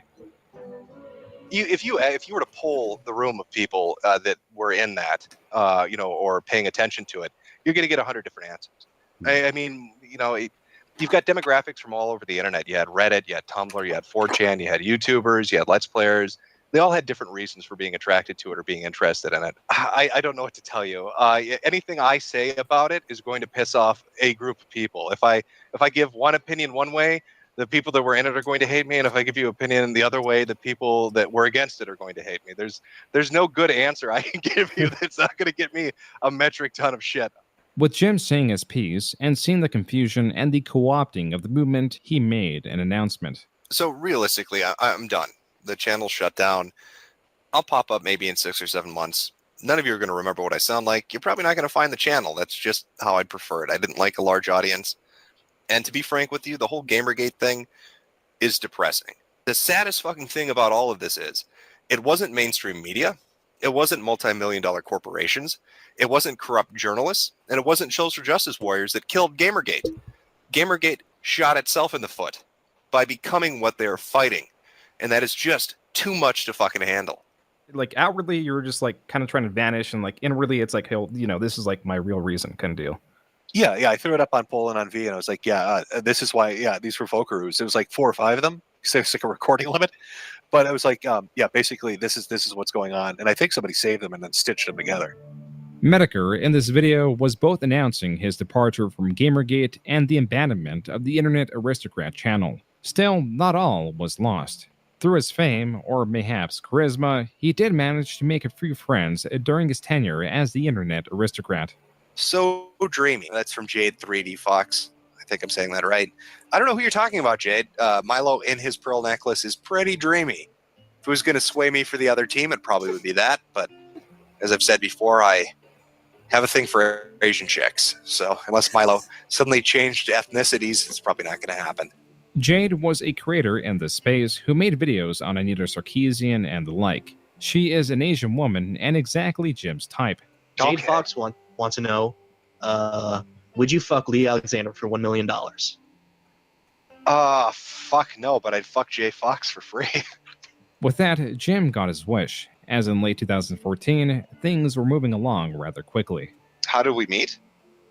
You mean us? Yeah. Yeah, somebody in chat asked, how did Jade and I meet? We met online, and then went on 5 dates, and then she moved in. This stream is notable for strange happenings, but those won't be addressed. As for Jim's YouTube presence, the Internet Aristocrat channel was not entirely abandoned because Jim had given free access to users to upload nonsensical slop in the form of videos. Just as these uploaders took the Internet Aristocrat channel, Jim took Medicare. And in March of 2015, the Mr. Medicare channel began uploading. The header read 24-hour ops forever, duder. The profile icon was one of a rotund man in sunglasses pointing. This man is Haberman, the former owner of the Medicare forums. The origin of the website's name, as Jim tells it, was chosen through a mispronunciation of the word mediocre. What's the deal between you and Haberman? When you're talking about Medicare and all of that? Yeah, people have asked about that. I'll give you the background story if you want. I met Haberman, or as I like to call him, the Troll Lord, back maybe 5 years ago. He was running a site called Medicare.org. Went to the website, went to the forums, made an account, ended up meeting him and a few of the other members, and just kind of joined the site. Essentially, it was mocking people on YouTube. There was something called DeviantArt Coalition for Quality Control, where we would go and find somebody on DeviantArt and critique their stuff and just shit talk them and put up articles about that. There was, what the fuck was it? Medicare After Dark, which was we'd go to people's private amateur porn pages and basically do a retsu praise of their porn videos.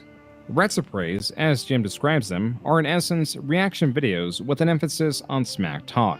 The Medicare website, now entirely wiped from the internet, was famous for its trolling plans, one of which involved creating a Half-Life 2 mod that recreated school violence situations for the purpose of getting national attention. Specifically, they wanted to get on Fox News to debate on the side that defended their project. At least, that's what they wanted Fox News to think. He was going to go on television and debate Jack Thompson, and the joke was going to be, when he got on television, instead of advocating for free games and creativity and all that shit, he was just going to totally agree with the host and completely fuck with their mind. But it never went anywhere. It kind of died on the vine. Medicare's influence bled across the internet. The members hardly stuck to a single website and could be found using 4chan, the Something Awful forums, and the Encyclopedia Dramatica.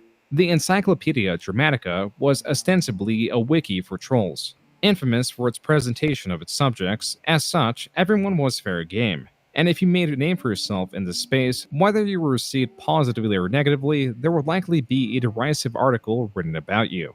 But that rule did not apply to the ED singers. And there was this group called the EDS Singers. And the Ed Singers were just unfunny, untalented people. But because they, if I remember right, because they were paying money and donating to the site, they were considered untouchable. They had made friends with people in positions of power, and you couldn't shit talk them, and if you did, people would come after you. What ended up happening was the Sysop and Haberman and a few others got angry at her. Once Haberman got the ED Singers doxxed and began a campaign of harassment, the death of the website Medicare was assured. Well, the ED Singers, somehow, through the use of a private investigator or somebody else, found Haberman's personal information. And they filed actual lawsuits against him in the state of New York and elsewhere, like civil suits. And it freaked him the fuck out. because he was anonymous. I mean, he was called Haberman, but nobody really knew where he was or what his name was or any of that shit. With these consequences all too real for Haberman, he goes to his fellow Medicare members in a panic, proclaiming that they should be left alone. Yet prodding the ED singers was not his final mistake. And then he foolishly tells all of us, by the way, I'm going on vacation for a week. LMTE's in charge of the forum. The posting of This is just interesting from the fact that I really don't know anything about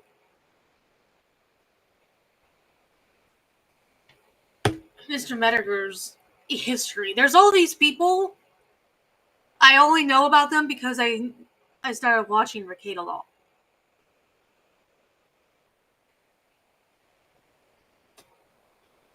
So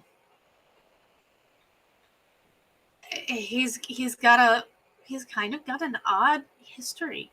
of Haberman's docs was all Jim's idea, and so he got the brunt of the blame. And I say good riddance to Medicare and all it stood for.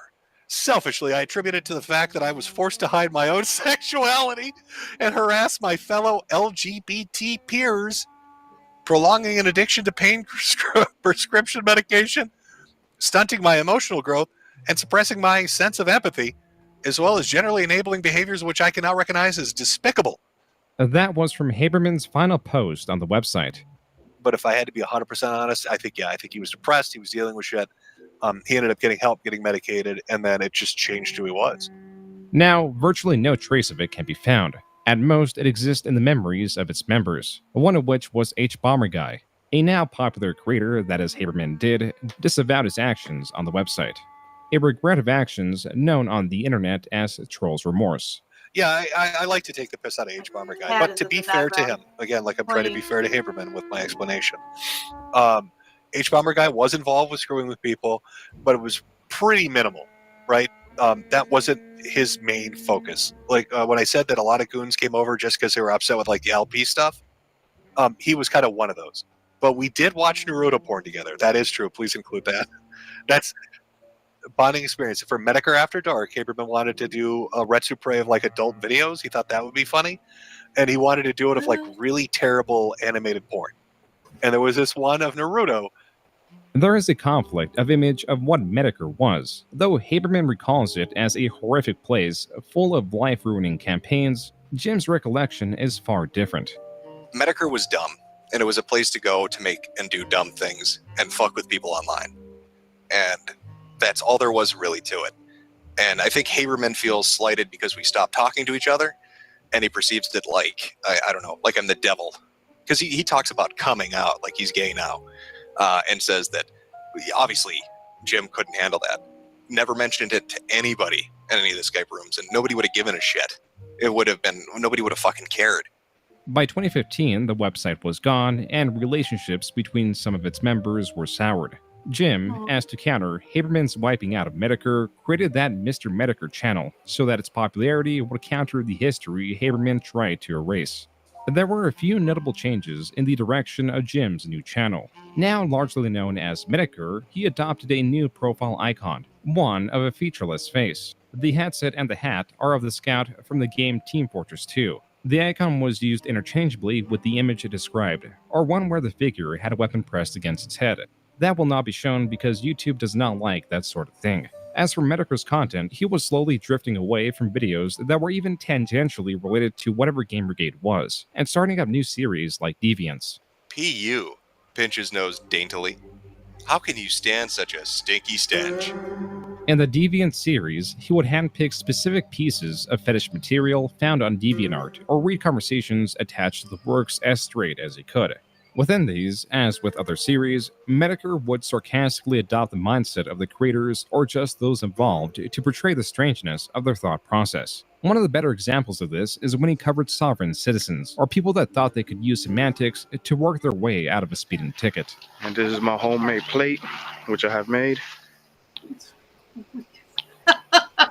Now, these 3 simple rules. Am I being detained? I am not driving a vehicle. I am a traveler.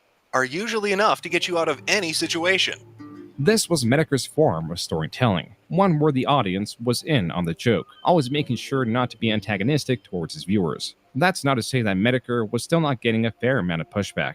The baby furs got extraordinarily upset with the videos that I was doing and threatened to have me killed, have me arrested, have me sued, have my account shut down, to banish me from social media. It's the exact same reaction. And that's what's funniest to me. This is 7 years later and they still react exactly the same. They still get upset and try to destroy you for laughing at silly artwork on DeviantArt. Medicare, his humor, his selection of topics, and his nature of being a troll is what both brought ire and respect. Efforts to go after Medicare were often foiled because he is mostly anonymous and unserious in the topics that he covers.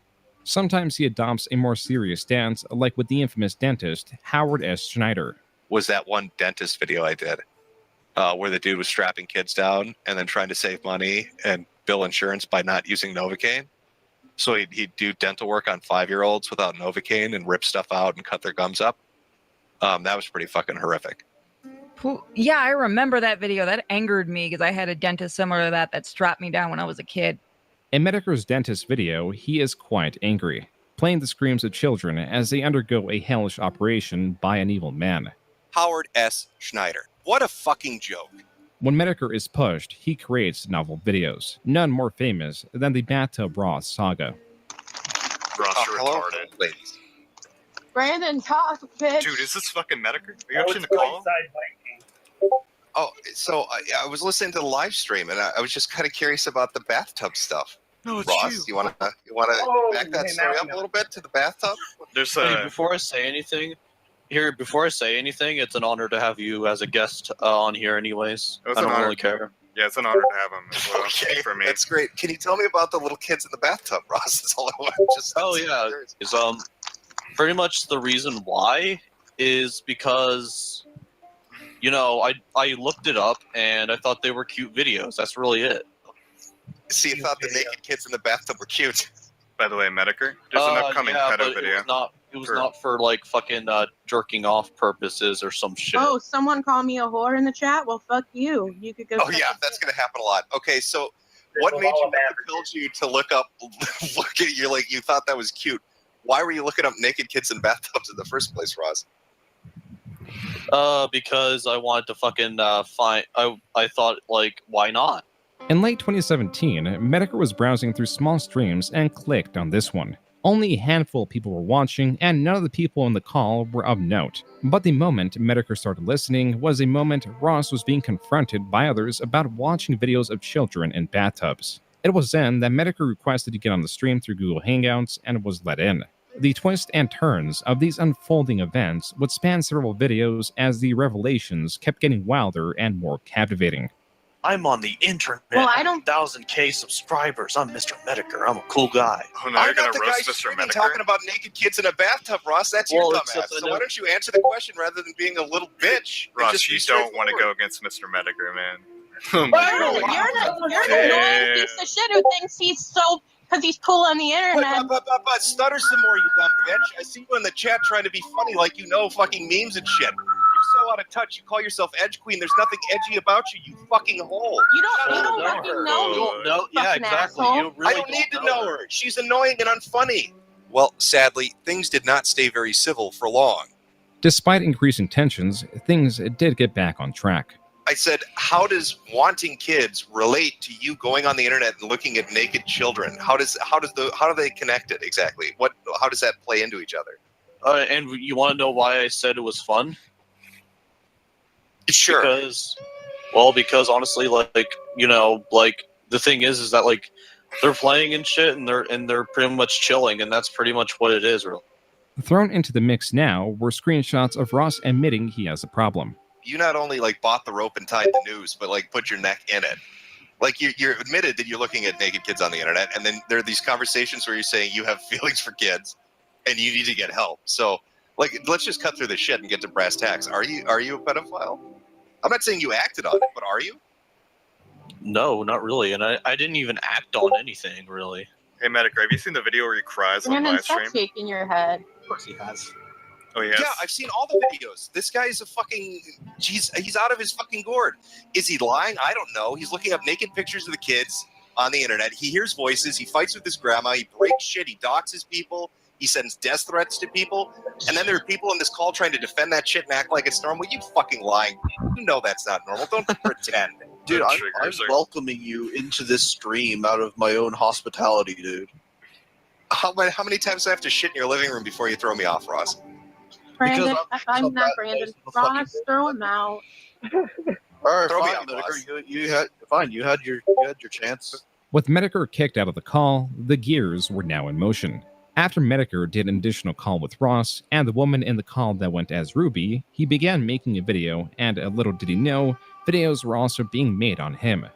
Oh well, I guess that's the end of it. Not really anywhere else we can go with it. I mean, his friends were being evasive. He was being evasive. I'll have to chalk it up to one of those weird internet interactions. Or at least, that is where it would have ended. If not for the fact that 10 hours later, I was put on fucking notice when this video went live on YouTube. Medicare, I suggest you back out before I contact YouTube and let them know that you're witch hunting a user, and that will permanently have you banned. That and your content, I mean, the fact that your intro is cringy as shit. So if you want to keep defending them and call Ross a pedo and witch hunt him, I'm glad they have your channel banned. Because, I mean, witch hunting is against QoS, and that's all they can do. That's right. Death himself, Nuclear Gamer, is putting me on notice. No more Salem of the internet for you, Jim. You can't hunt these witches anymore. And in case his message was not crystal clear, he put up another video to explain it further. Well, Medicare is going to get some serious legal troubles happening his way. Well, oh shit. I fucked with the wrong hombre. What was I thinking taking on the leader of a Call of Duty clan? I'm talking about the world-famous Deadly Strikers Elite Force. It has its own website, if you want to pay to visit. It has an amazing website. And Nuclear Gamer, their leader, was sure to tell everybody in the comment section that they were going to get arrested, hacked, doxxed, or even potentially get their asses kicked. Life ruination engaged. It was around this time that I decided to respond directly to Nuclear Gamer, king of the Call of Duty clan. You really fucked up now, buddy. So you got one choice. You can show the evidence, or I can get Interpol involved. I guess he didn't appreciate the sentiment, because not only did he lock the comment section and disable the ratings, he pulled down all the videos too. Even a third video, which I didn't have a chance to archive or download, but was basically the same as the first two, expanding on it and letting me know that I'm going to internet jail. There was an additional stream between Nuclear Gamer and Ross where the two doubled down on their aggression, threatening to get the police involved, though to what extent was unclear. I am a fucking target. Bandito and his band of elite super hackers are going to take my internet away forever. I'm going to get doxxed, hacked, arrested, and possibly killed because I fucked with the wrong individuals. Medicare, within the first Ross video, or rather Bathtub Ross as he was being deemed, summarized all these happenings, and displayed some other of Ross's infamous moments, like when his grandma was telling him to take a shower. Take your shower. Clean up. Stink. Jesus Christ. Put on clean underwear. Put on some clean clothes once in a while. Jesus Christ. I would like you to wash your hair and put some soap under your armpits. Yeah, and then I'll decide what to do until then. People around you will thank you. There was also the time Ross admitted to defecating himself. Then you can come down here and have a real life and not live with your grandparents and have to be a fucking baby that shits his pants and gets fucking fed and shit and just plays games for the rest of his life. Maybe then, if you can do that. I stopped shitting my pants since I was like 11. It's not actually. It's fucking figure of speech, you dipshit.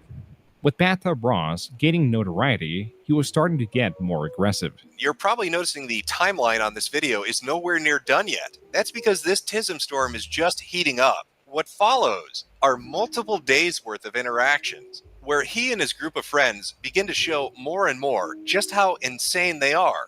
Medicare goes on to detail Ruby's Littles fetish, as well as some tirades Ross went on with excessive threats of violence or just expanding on other aspects of himself. We can track you down and we can put you into the fucking red room, Neil. Again with this super hacker shit. They're coming to get you, Jim. We're gonna put you in the fucking red room. And if you're wondering what that red room, that red bandito is going to put you in, well, that's a creepypasta. It's a fucking creepypasta story that Ross watched on YouTube and apparently believes is totally fucking legitimate. But can you blame him? I mean, he is a virgin with rage. I'm literally just a fucking virgin with rage, alright? If I ever met you in real life, you son of a bitch, I will find you and I will kill you. And I'll kill them all. That concludes part 1 of the Bathtub Ross series. Part 2 summarizes the continued degradation of Bathtub Ross and his allies as they'd stream for hours on end, threatening anyone that dared oppose him. The pressures of such had Ross wanting to end it all, and so he quite literally drank Febreze. All fixed. At least I was able to drink Febreze, alright? Unlike you fucking f***s. So, basically, my insides are lemony fresh. Maverick. I'm not sure if anybody's ever taken the time to look I up the understand warnings that are on a you're Febreze kicking bottle, me, but messing it won't with your kill you. collar. It's not I'm not actually paying lethal attention at to you all. right now. It will, however, make you shit yourself, like massively bad diarrhea, Not which making a is mess. what happened to Ross, as he shit himself consistently for 2 days straight. I mean, I had to use the restroom 7 times today because it probably could, like, it was kicking in pretty much. With Ross now more unstable than usual, he decided to be a bit more honest and came clean that he is attracted to children. Are you admitting it now? Yeah, I am. I tried hiding it, but I failed to do so. I failed to lie to people, and I failed to hide it. So there you go. What were you lying about? Why did you want to lie? Why did you want to cover it up? Why were you lying? Because pretty much I just didn't want to face that part of myself. It's borderline pedophilia. There you go.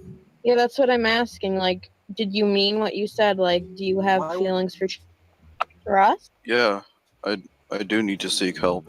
On top of this, Ross was also admitting that in the past, he wanted to take certain violent actions at school. Not just for borderline pedophilia, but also for bloodlust as well. I was literally fucking pissed off that people were bullying me at high school, so therefore I wanted to fucking shoot up the school.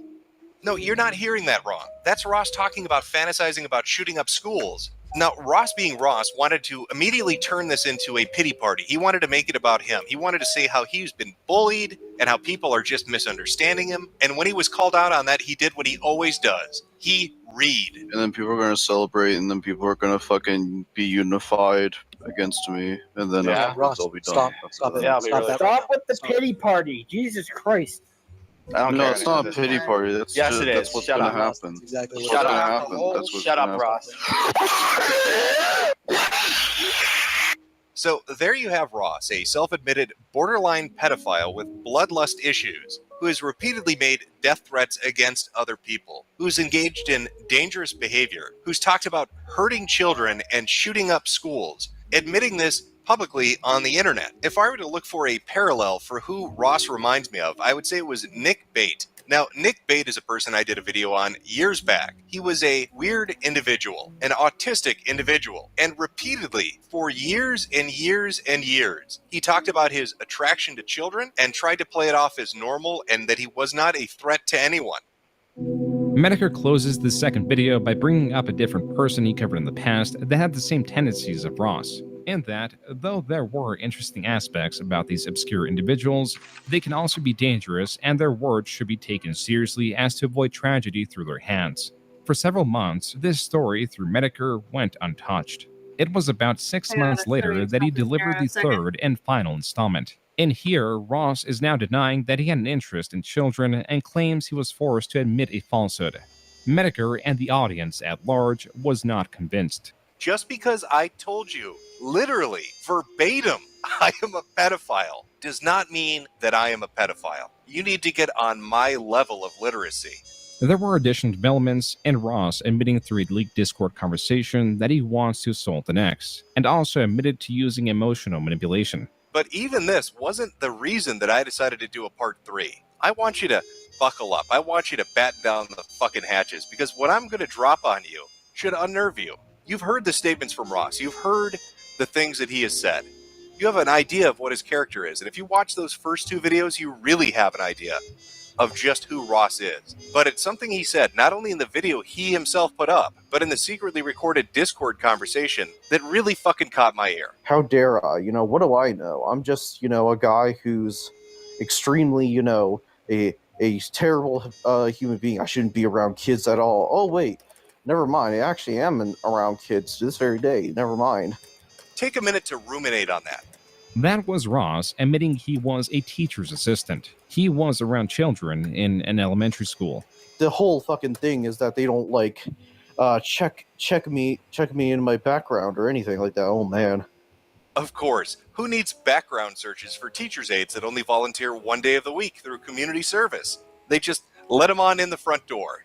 This is the message Medicare ends his final Bathtub Ross video on. But that was not the end of his interactions with Ross. There was a stream hosted by creator Tonka Saul where Medicare confronts Ross once more. So you are a pedophile. I mean, like, seriously, like, do you think I was not going to say that, or what? So then you are a pedophile working at a fucking elementary school. How the fuck? Oh my god, you're twisting it as if anything's going to happen to those kids. Ross was entirely unrepentant in this stream. Not going to be civilized with you. You're a piece of shit. You should be lined Neither up am I. I honestly fucking hate you, honestly, Jim, because you fucking spread so much fucking bullshit about me You should be in a lined constant up against fucking a basis. fucking wall. Even though, like, the police interviewed me, Jim, and they said I'm not a pedophile. Oh, they interviewed you. You said you are. So you didn't tell them the truth. Yeah. Then? So you lied to the police. Are you saying on Okay, a live you're stream in so front of 2,000 people that you lied to the police when You they know, came to investigate you for this? What an And idiot! you know what? are. Honestly, you're so like, dumb. You're like I so said, dumb. you're not delusional. You're the opposite of delusional, Jim. Yes, he But, is. like, He people is the think opposite of delusional, right? I mean, Okay. like, people think Yeah, no, it's you an got it asshole right the thing, first Jim. time. Let's I mean, end on a that's high fine. note. That's good. Opposite of delusional. Thank you. As unrepentant as Ross was, his statements did have a real-life effect. He was kicked out of his grandma's house after she was informed of the videos, and so Ross was allegedly living in a halfway house. But the like the weird twist on that is, it turns out one of the guys that was really anti-Ross and wanted to see him go to jail for this, ends up getting convicted and put in prison for like 60 years for I think his little sister. Jonathan Ross never got jail time. From what I understand, he got put into like I don't know what it'd be exactly, like a home, a reform house. So I think eventually the state stepped in and they're like, we got to do something with this guy. And they put him in some kind of halfway house program for a while. Where he is now, I don't know, but he went to something for a while. And that is how the Bathtub Ross saga ended. And there were always plentiful amounts of topics for Medicare to cover. Now more so than ever, because in early 2017, he launched his Patreon. Has this been your longest op, using YouTube for 10 years and now monetizing? Yeah, this has been my grand plan, really. You know, when you think about it, it makes perfect sense. Create multiple Based on my channels over the tweets. last decade, allowing them each to get up to a point where they become popular and then closing them down, all leading to this one moment. It was a very long operation, but I think I planned it out pretty fucking well.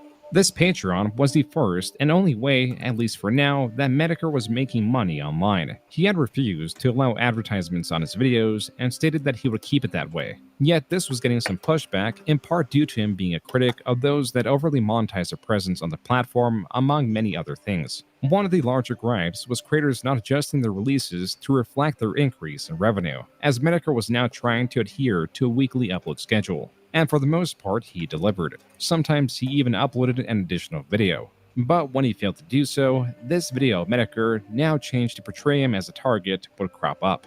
Because they're that fucking stupid. I could make it up. I could completely blow smoke up their ass, and they would fucking love it. This video, like any other used against Medicare, had virtually no effect on his image. Viewers were now more engrossed with this old, yet new thing that was rearing its head around. You're Jim, right? You're the Jim? Yeah, I'd be the Jim. The Jim. Okay. That was the streamer Destiny being introduced to Medicare. The two debated on various political issues for about an hour and a half. Medicare is overall seen as the victor in this stream, as it is remembered as Medicare's intuition versus Destiny's intellect. Medicare also had the upper hand because he did not take any hard stances. Even so, Medicare, now understanding Destiny a bit more, would go out of his way to interact with him.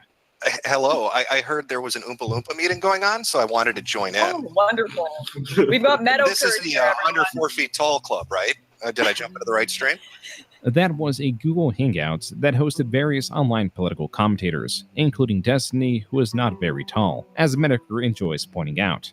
Nick, Darren, Metalcur, anything you want to talk about? No bullshit. Not in particular. No, I'm good. I mean, if we're opening it up to just different topics of conversation, Destiny, what brand of stilts do you use? Because I've been That was a nice one, dude. curious I love it about when that people for a literally use a cartoon avatar, build their entire personality around a That's actually really funny. Get to me, off man. your high horse. That's all right? really good. Don't You be got so any more sure. there in your little book there? I know how long you've Little been book? into this. Are you You're, sure like, that's not you're yours? real excited. I Good. borrowed it Keep from going, you, my dude. the little book. What cartoon picture did you use to represent yourself for this conversation, buddy? Three homosexual men. So you should appreciate it. That's pretty funny, dude.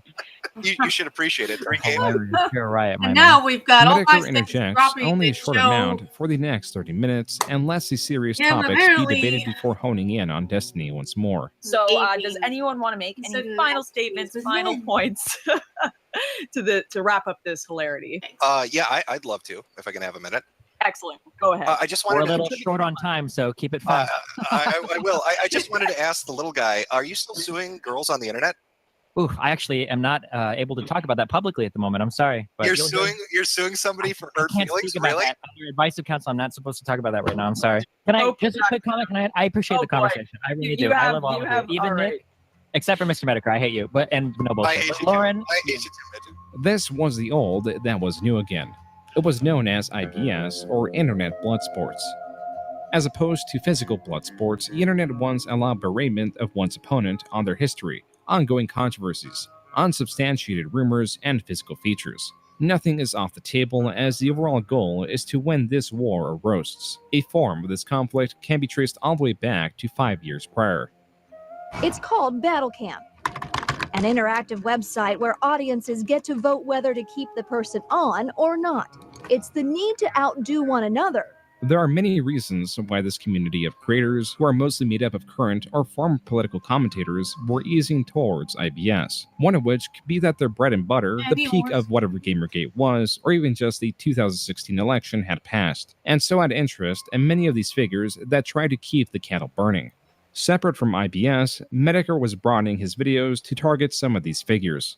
As for the ones involving themselves in IBS, Metokur points out the main 3 channels hosting this sort of content. 3 of the main channels that have really popped up to promote this would be Andy Worski with The Worski Show, Tonkasa with The Morning Kumite, and Baked Alaska with The Baked Alaska Show. These are 3 different individuals. Their channels are hosting this as a format to go forward with, and it's been met with a very positive reaction from the audience.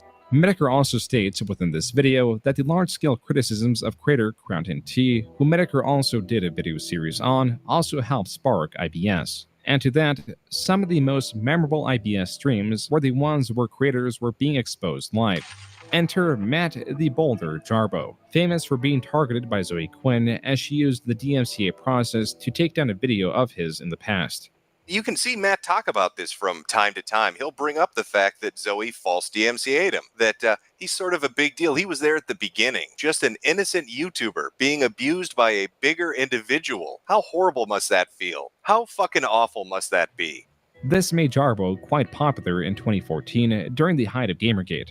But now in 2017, he was getting attention for the same reason, only he was on the other side of things. 6 years ago, I made some stupid puppet videos called Polly the Polar Bear. They were an attempt to be super edgy and ridiculous. Not the best representation of who I am. Dumb jokes have a way of coming back to bite you in the ass. The infamous Polly the Polar Bear video is one where Jarbo, through a puppet figure, says the word of the day is the N-word. After the video's rediscovery, as Metokur stated, Jarbo removed it from his channel. But mysteriously, other channels were finding it difficult to show the footage. Oh, well, what do you know? It looks like Ethan was going to do a stream and talk about it. He was going to have people on, and they were going to talk about Mundane Matt's Polly the Polar Bear video. Let's pull up some footage of that and see what happened. This video has been removed for violating YouTube's policy on hate speech. What's going on here?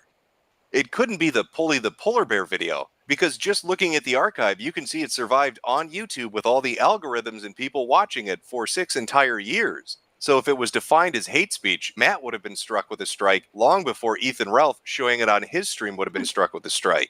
And so people began to put forward what their theory was on what exactly happened with the stream. It's Mundane Matt's fault. I just want to outright say that. There's no way. I'm 100% certain Matt did this. As was tradition, they got Matt on stream to hear his side of the story. Jim, I understand what you're saying. And I've actually publicly stated this on Twitter a couple times. There was a time period where people were making videos like Godwinson and Dame Pesos, and those videos did come down. I did not have anything to fucking do with that shit. Somebody's going out there and flagging this crap, and I swear to God, I have no idea. I've publicly said on multiple streams, stop doing it. I've tweeted, stop doing it, and people keep doing it, and then I keep getting blamed.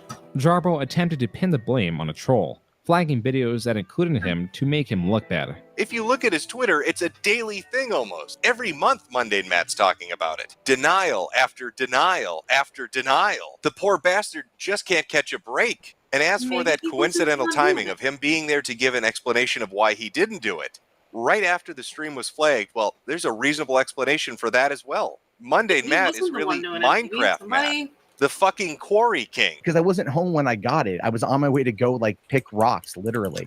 We found a dude in the middle of fucking nowhere who's giving away boulders. The rocks are fucking expensive. Wow. I'm just gonna put out my statement, go run this errand, pick up these boulders. I went down and picked up boulders today. He was just doing his normal afternoon activity of bringing his child with him while he went to collect boulders off the side of the road. You know, a typical activity that we all engage in on a weekly basis. I can't tell you how many fond memories I have of growing up with my parents and having them take me out on a boulder hunt on a Wednesday afternoon. Alongside the strange excuse Jarbo was providing were the various channels that were being targeted that made fun of Jarbos, such as Dame Pesos and Godwinson. And throughout the stream, Jarbo continued to deny he had any hand in the flagging of their channels. The one thing protecting Jarbo was that this was not a DMCA or a similar form of a Content ID claim, as when that process is initiated, it shows who pulled down the video and YouTube is involved only minimally, as this is a legal process. A flagging, however, is something anyone could do, and is done to bring attention to YouTube of content that could be breaking their community guidelines. But perhaps, it may be possible to find out who exactly flagged a video. There is a way you can show your reporting history on YouTube. I'll link it in the chat. So if you didn't do it, it should have nothing in it, correct? Oh, the plot thickens. Uh-huh. As was brought forward on the stream, there is a way to check a flagging history. This has to be done through a channel owner, and while the other participants of the stream were showing their own flagging history, Jarbo was eerily silent. You're taking way too long, Matt. You're guilty as fuck. Take a screenshot. Well, we want to see what you report it, all right? Stop fucking around. It's been like fucking 8 minutes. Jesus Christ, Take a dude. screenshot and show him. No, I'm sick of you lying. I'll send you an image because, look. No, just okay. No, wait, I want to hear this. All right, okay. Yeah, go ahead. No, go ahead. Okay, let me preface this by saying. Go ahead. That I can get angry. Uh-oh. Matt got a little bit angry. I wonder what that could mean. What could he have possibly done? I'm innocent, guys. I haven't done what I'm accused of, but I might have done something else. I wonder what that something else is. Let's stay on topic here, boys. Yeah, let's stay focused. I'm really interested. I think I'm just like Elsa. I have a lot of tabs open, but I have. Thanks for reporting. But nothing on. Now, wait a minute.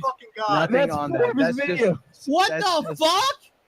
So, I have been in a not the best place mentally. And Now, wait a minute, Matt. No, Matt, no. The discovery of Jarbo being the source of the flagging was only half of his destruction. The second half was going back and looking at all the excuses he made and his involvement with Candid. I bought a house, Jim. I'm having a kid, Jim. That's why I have to flag videos on YouTube. I'd like to remind you that Mundane Matt is a man who wrote a fucking book on how to handle the internet. He sells a book on Amazon. Well, sell is being generous. He gives it away for $0 and there's still no takers. The advertisers, his fellow YouTubers, the skeptic community that seemingly was a large part of this marketing push. And Matt was a part of that. Let's talk about free speech and the Candid app. Notice how there's no disclosure up top. These people are part of a community that are skeptical. They're free speech advocates. They don't lay down. They don't take it up the ass. They're there to defend you, unless you're putting a $10,000 check in their pocket. And then fuck you, am I right, Harmful? When Harmful would release a video talking about Candid or poking at Matt on social media, Matt would then, in kind, respond and tell him he was basically crazy. The point Metokur is making is that Jarbo was also part of the promotion of this app that was, in a way, weaponized to counter opposition of it, even though it should go against their core beliefs. Working with a company whose business plan is to censor and fuck them over. And not just them, everybody else. This was all covered in Metokur's The Ballad of Mundane Matt video, and a good example of how blood sports could progress ongoing feuds.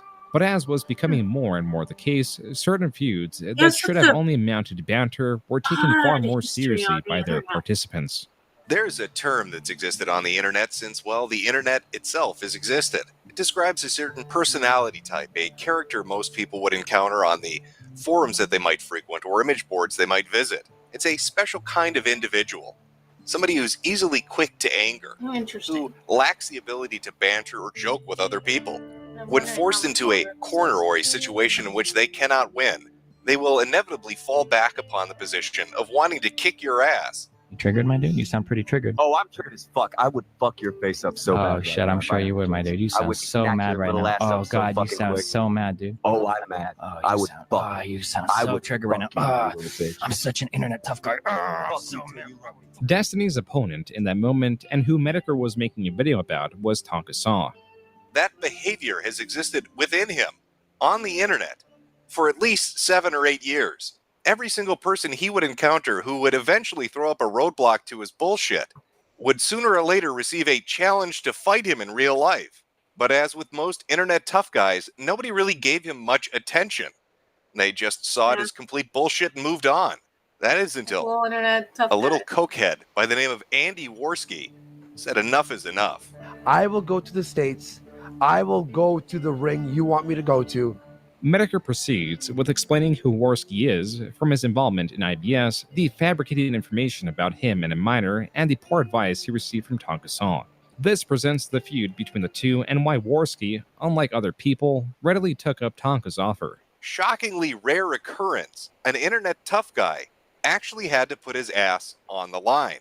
And that is thanks to Tara LaRosa. Now, Tara, a sometimes guest on the Morning Kumite, had heard that Tonka and Andy were having an argument. Tonka had said that he could set up a fight, that he could arrange the details of it, but he was running into some difficulties. And out of nowhere, Tara said, she'll have it set up in 5 minutes. And she wasn't kidding. Worski took this seriously and the event was being hyped up, but also sabotaged, according to Metokur. Tonka spent his time trying to throw any wrench he could into the gears, trying to slow it down. While on his show, he would talk massive amounts of shit, saying how he was going to badly hurt Andy Worski. And come January 19th, only one man would be standing in the arena. Well, maybe standing is the wrong way to put it. To elaborate on what Shamir had been saying, Andy Worski is making his way to the cage. His opponent, Tonka Saw, did not show up. What? Tonka was a no-show, sabotaging the match by not sending his ID or even blood work. Tonka Saw refused to sign the contracts asked of him, and sent in multiple names under the contract and the blood work. They even follow up on this in a later paragraph. Mr. Tonka Saw sent in someone else's blood work and ID. He did not make it to Tennessee. Metokur also goes through some of Tonka Saw's lies. Unlike the Matt video and Blood Sports events, Metokur had no direct involvement in these happenings. This is because, at this point, Metokur had created distance with IBS, just like he did with Gamergate because of how obscure it was becoming. You got doxing and swatting and pedophilia. You've got infighting and Discord spies and all of this other shit. I don't know how this happened. They're just fucking, they're streaming shows on the YouTube. They're streaming shows on YouTube. How did any of this happen? How did any of this shit come to be? It's fucking streaming shows on YouTube. Metokur's intuition in the spaces he inhabited was remarkable. He knew when to jump ship when things were going awry. He also, unlike some contemporaries, remained consistent in keeping things to banter, avoiding what he deems to be life ruination or any similar serious threats. Additionally, when he did take part in IBS, he was always a strong competitor that was detached in many ways. His anonymity negated any roastings of his appearance, controversies, any heavy-hitting things. Even when he was doxxed, he still made light of the legal history of his that came out. And look at all these nifty screen caps that should give you the gist of Jimothy's legal dealings regarding his ability or inability to register, insure, or non-drunken drive a car. Can we really be surprised by that? Do we know Irish people that aren't fucking excessive alcoholics? Another element of Metokur's strategy of detachment was his rule of no online friends. But I feel like whether you want to admit it or not, you know, you have made some friends because... No, you're just people on the internet to me. I mean, I've been pretty consistent with that for years. I mean, have I not? I mean, I've told Andy this. I've told Tonka this. Though, right? We're BFFs. We hung out that one night. What are you talking about, Metokur? We bought Chinese and stuff, and we chilled. Watched and, you know, we can show up on a stream together and banter or yell. I mean, that's yeah, but you have a mutual affection. That's a friendship. No, I don't. The people Metokur interacts with could be quite unstable, which could be a reason for this rule. This rule also assists in being straightforward in his intentions, in that he will prod at anyone that embarrasses themselves online. Even Worski with the infamous Aim stream. But because YouTube does not look kindly of videos showcasing people brandishing weapons, this event cannot be shown to its fullest. The gist is that Worski in Florida, after a verbal confrontation with 3 other individuals at a bar, walks off with his 2 pals. A fair amount of time passes, and these individuals catch up to Worski and his friends, where then Worski convinces his friend to pull a gun through these words. Go aim. This resulted in Worski and friends calling the police, but in a turn of events, because Worski's friend Alex pulled a gun that was not fired, there were still charges filed against Alex, 3 of aggravated assault and 1 of simple assault. Metokur had a field day with events like these. The stranger the better. That's why his interview with David Stay, a lesser-known star known by Jim for his portrayal of Mandar in the short-lived 1980 series Photon, was memorable. I talk shit, okay? But I didn't really push it on people. You know who, I'm going to tell you who set me off. Barack Obama, he set me off. I was getting ready for work, and this is why I don't have a television, but I had a TV, right? My TV's always background noise. I'm getting ready to go to work, all right? And I don't know what he said before. I don't know what he said after. And I cried on this day. I cried this day. All I heard was this. And for all you flat earth, tinfoil hat wearing people. And I looked up, I said, what the fuck did he just say that for? I said, why would he say something like that? And you know what I found out that day, pal? There was actually, I have nothing to do with it. But there was an actual flat earth society. And I wasn't fucking alone. Where some might have questioned Stay's conspiracy theories, Metokur let him talk. In this way, bringing only minimal confrontation allows him to express his stranger yet more entertaining thoughts. And though Stay did have highly irregular perspectives, his intent of kindness made him a likable person within the stream's eyes. Interview interesting characters. And I care about everyone. In And I the want to make a hot online damn space difference on this hot damn over the planet. years. It doesn't matter how many people. And that's my goal in life. So tomorrow, just do the right thing. But just compliment somebody, man. From Bloodsports to leaving Bloodsports to covering events around Bloodsports and continuing his mainstay series, this is what Metokur was from 2017 to 2019. But trouble was brewing. So the Patreon thing happened first. That was from the Transtastic Tales videos I did. So I did a video that I knew couldn't go on YouTube, so I put it up on BitChute. And somebody at Patreon saw it and didn't like it, and that was the end of my Patreon, and that's why. And then I started getting, I got a strike on one of my videos. I can't remember what it was, but there was a strike on one of my YouTube videos, and I was like, okay, this is, they're going to try to just completely shut me down. So my idea was, they can't, like you were like, oh, I can't be doxxed because I'm already doxxed, right? My image is out there. So I was like, well, you can't strike my videos if I don't have any videos. Yeah. So I took down all my videos and I was like, now let's see what you're going to do, Susan. Hi, Mr. Metokur. Oh my God, so formal. They even called me Mr. During a recent review, our team of policy specialists carefully looked over the videos you've uploaded to your channel, and we found that a significant portion of your channel is not in line with our partnership program. As of today, your channel is not eligible to monetize, and you will not have access to monetization tools and features. So let's go find out exactly what the violation was so I can learn from it to become a better content producer on this amazing platform. Account status currently ineligible for monetization. Here's why your channel wasn't approved. Reused content. I'm going to look through all my videos to see which ones that weren't compliant with this specialist that works for YouTube. They must have seen something I overlooked. Where can I begin my journey? I know. I should go look at my uploaded videos and just start going through them one by one. Oh, wait a minute. I don't have any fucking uploaded videos. Quote, so I woke up today to a few videos that were yanked on my YouTube with the typical warnings about rules violations. But what makes it even more insane are the choices. The We Was Kings video, which was pretty popular and aimed at laughing at the Kemet and Black Israelite communities and had been up for 3 years. I tried appealing it and within 15 minutes got a response saying the strike was valid and the video wouldn't be reinstated. The other video was a minute long in length with me dubbing JonTron back into ukulele, and at that point I stopped trying, unquote. At the bottom of this community post, Metokur states this is why he deleted all of his videos, because even if unlisted or made private, YouTube will still use whatever content to apply strikes and take a channel down, as they did with the channel Mumkey Jones a year prior. As for Metokur, though his strikes were likely done to eradicate his channel, there was a shift in content during this time. As Metokur mentioned, How the Sausage is Made was uploaded to BitChute and not YouTube. The video covers the surgeries and is highly graphic with nothing left censored. This is a video on a mostly partisan topic, presented graphically and more serious than his other videos. After his channel was demonetized, the next month, still uploading on different platforms, he uploaded Slip and Slide. Bad things don't just happen at once.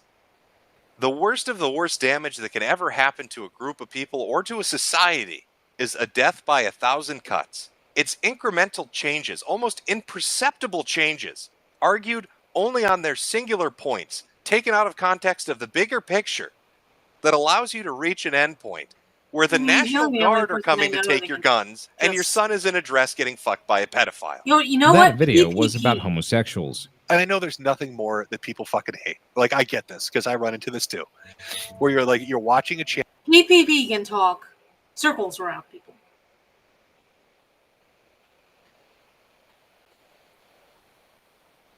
And you really like the fucking content, right? And you're watching all the series, and then suddenly That they come regards, in with that's their kind of hot who he political takes. reminds me And of. you're like, please, dude, come on. You're fucking killing me here. So I tried my best to keep it minimal, but I never hid that I'm more of like a kind of, conservative. Just from an audience perspective, I tried to keep it like focused on the series, but every once in a while I'd get like a hair up my ass and want to do a political thing. And so Slip and Slide was kind of like my take or what I saw as where things were kind of going. And I tried to sum it up as best I could. And I think a lot of the points that I raised were pretty fair considering where we are right now. There was something more aggressive going on within Metokur's content that started and stopped within those two videos. And there was something going on with Metokur that was only getting worse. They've given my household a gift that we've been dealing with for a month now. We'll call it the tuberculosis fairy. So it's just been interesting. Don't leave your house if you're in Minnesota unless you have a fucking hazmat suit. In 2019, his health, specifically his immune system, had not improved. To add to these stresses, in late 2019, after being demonetized, he began a new career path. As you can see, I'm by the interchange on the outskirts of town. We've got some gridlock going on, bumper-to-bumper traffic, but what a beautiful day. We stuck in that gridlock. Pristine skies ahead. Not a rain cloud in sight. Visibility so clear, in fact. You can even see Susan writing me that check for the money she owes. You're gonna fucking pay me. Metokur, as a Stickman weather reporter, even covered horrendous traffic accidents. Oh my god, Ken. Ken Studio, can you hear me? There's a driver veering all over the road. I don't know what he's doing. Oh my god, look at the speed that he's going. He's got to it's 100 miles an hour. Oh my god, look at the size of those flames. I can smell the bodies burning, Ken. It smells like cooking pig out here, Ken. One of the survivors, they're coming over towards me. Sir, are you okay? Oh my god, his skin is just falling off his body. There's smoke everywhere, and he's dead. This change in content was part of a strategy. And I'm like, okay, I'll play along. I'm going to do weather videos. I'm going to do weather videos where it's just my voice, and I do stick figure drawings in MS Paint, and there's nothing you can do about it. And it worked. I got remonetized, and my channel came back. He fell back on streams as his mainstay content, but these were inconsistent and often months apart. And then for more than a year, there were no streams. The answer to his absence could be found on his Twitter. In 2020, he revealed he has indolent lymphoma. Here, Medicare is stating he is losing approximately 3 pounds a week. Ended up going into a dermatologist who took a look at my scalp. Was like, yeah, that's a tumor. Let's do a biopsy. You know, and it started off with obscure things that didn't really connect into the cancer, and it worked.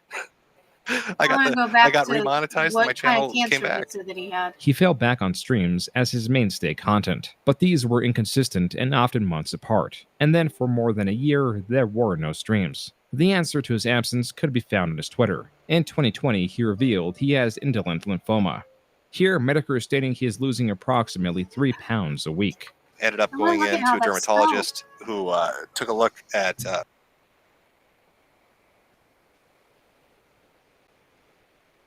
This could be found on his Twitter. In 20 Indolent lymphoma.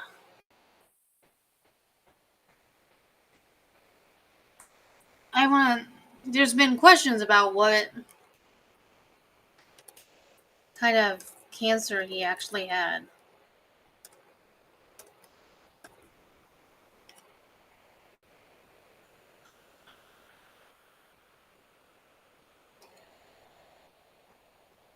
Okay, so indolent lymphoma, also known as low-grade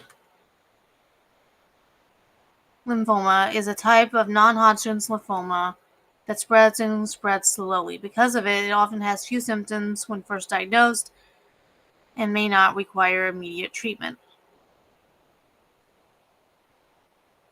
Okay, that's interesting.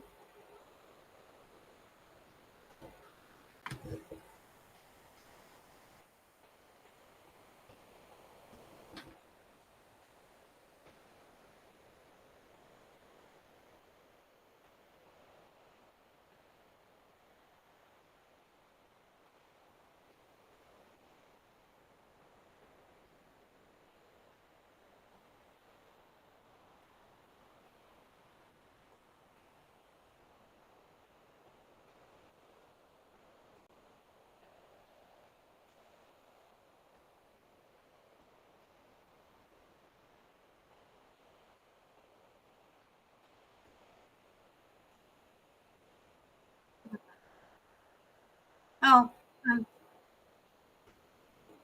the wrong thing. Exactly, and has an autoimmune disorder. But not exactly. The continuous struggle was trying to get an exact diagnosis, but his symptoms were as severe as they were constantly changing. No, there's been some questions about my health. I'll get that out of the way as quickly as possible, because who wants to hear depressing things? Yes, I did get sick. Yes, I am still sick. Going through the Clinomics program at Mayo to try to figure out what it is. For those of you unfamiliar with what Clinomics is, it's fucking research medicine. So that's always fun. Now, I know that some people have called into question if I have cancer or not. I heard that Mersh said that. In fact, you might want to be careful, chat. I also heard that Mersh told people if you donate to me ever on any live stream I do, he's going to be very disappointed in you. Mersh is a creator who was assisting in putting forth the idea that Medicare was faking his illness. In a space that is highly paranoid, these rumors do tend to float around, especially when money is involved. To that extent, Medicare was promoting his merchandise, specifically his hats. He had been selling his iconic 4 out of 5 stars hats off and on, something that started to raise funds for a potential lawsuit that never formed. But now in 2021, being inconsistently monetized on YouTube, this was his main source of income and why he is referred to as a hat salesman. Quality fucking hats, ladies and gentlemen. Buy a hat for your hat. For your hat. Buy a hat for your hat. Buy a hat for your hat. A simple yet memorable line. With Medicare's health on a constant decline, this was a rallying cry of sorts. Money raised for his possible mounting medical bills. But even though Medicare has many fans, there are still a fair amount of people that want to bring his destruction. some insulting his wife or threatening to show up at his house, etc. Yeah, fuck you, bitch. I don't know why anybody would do Come that. on, come on. You fake being religious. I don't know. I mean, I Yet guess Medicare it's never not reflected quite a few those people, life so I ruination guess maybe tactics, that's why I didn't wanna go even out. if he did get visited a couple of times. Oh, 1 second, chat. 1 second, chat. Oh, we might have visitors. Hold on.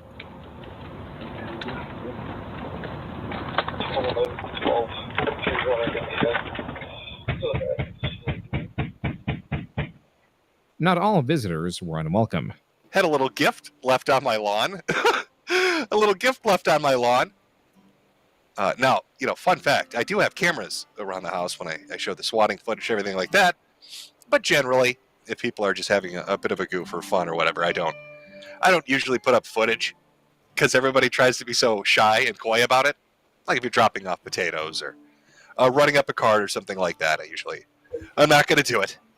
But notice somebody with a sled out in the street at like 10 at night trying to be stealthy. And then, what do you know? What's sitting at the front yard? What's been built up in the front yard? A snowman. This footage came from his quote-unquote final stream. Well, as you know, this will be our final stream. Jim is riding off into the sunset. He's going to go do Jim things. Medicare did plan on this being his final stream, but it was only the final stream of 2022. We last left off with my Truman Show accent. I was, pretty clear that I was going to die. Had everything set up. I was looking, what would you say, resolute. But to catch you up, chat, on why Jim has crawled out of his fucking coffin for the time being, it's to sell you beautiful fucking hats. We all love Jim's hats. Medicare came back to earn money, to entertain, and announced that he would possibly show his long list of symptoms to try to crowdsource a diagnosis, as now in August of 2023, 3 years since the discovery of the cancer, things have progressed to the point of having multiple heart attacks and a broken back, and still doctors are unsure what exactly is wrong with him. The fuller extent of his symptoms were revealed in a stream that took place March 2024. Said Jim's faking everything. Jim doesn't have a wheelchair. Until Jim showed him the wheelchair that Jim owned. Until Jim posted pictures of his wheelchair to shut Brian up. And then Brian all of a sudden retreated into some other retarded shit. So I'm really looking forward to finding out what Mersh is going to say as we go through this. I put together a little collage, and I had to be smart about it. Now, there are reasons I have to be smart about it, and I'll show you why. Because these people are insane. They're literal insane retards. Now, Mersh likes to say that, oh boy, Jim's died 4 times, Jim's faking his illness and all this. And I've talked about being sick, and I've gone over it when people have asked in super chats, and I talked about it when I had my heart attack. It shows the date of implantment and everything else because they put you on medication where you'll die if they cut into you. Or if they put you in an MRI machine, it will rip it out of your fucking chest if it's too strong.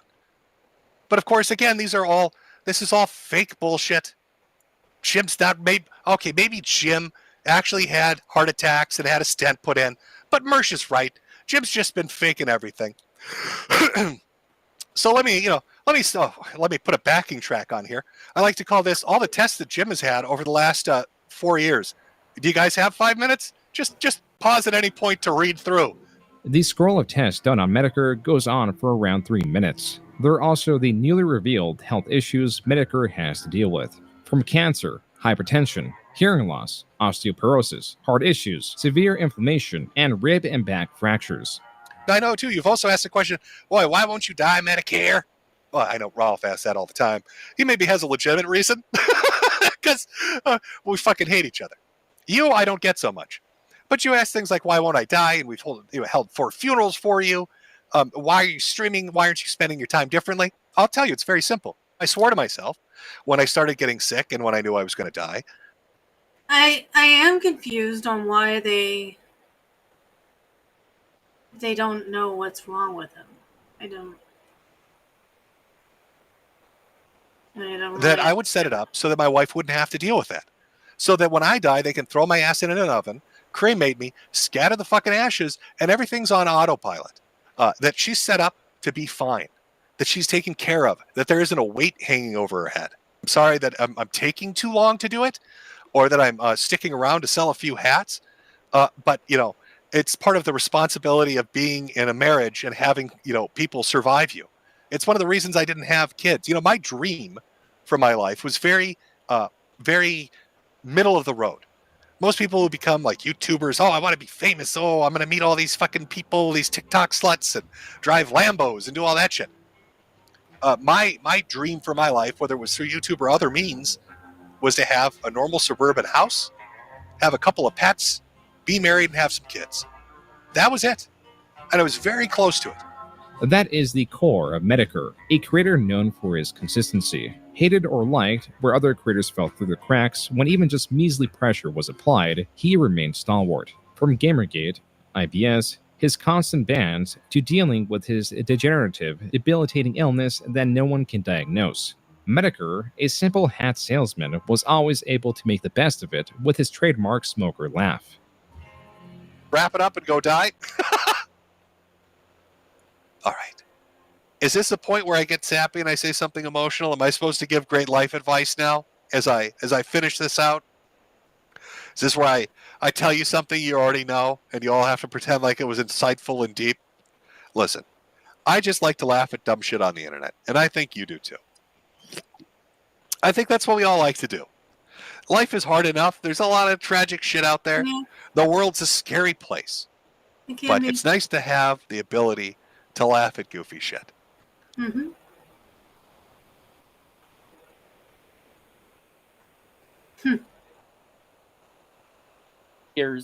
Will be really upset if they don't make it. No. We don't want They to either need to know us and we're inviting them on our, Uncle. So let's see what everybody's response was to me talking about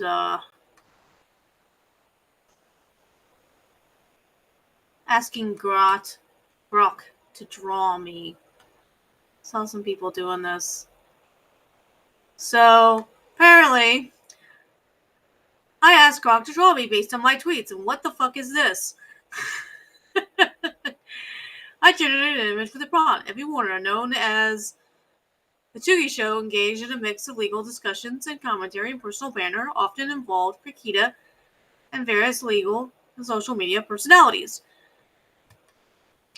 She's witty, inquisitive about legal proceedings, and has a sharp sense of humor, often commenting on the absurdity of situations. Illustrated her as a modern-day commentator, perhaps in a courtroom sitting or behind a computer screen with a backdrop of legal books and social media feeds reflecting her. Now, I did not ask. This was never anything that I said to Grok. I just said, draw me based on my tweets. And it did all this. And then I was like, if done in the style of Banksy, according to Grok, I'm sure if I looked like either of these two women, perhaps LawTube Sean or maybe House of Flux would be falling all over themselves to talk like I know anything about the law. Laugh my ass off. You know, maybe they would like actually bring me on screen. I don't know. My Grok AI generation decided to make a paragraph of garbled nonsense.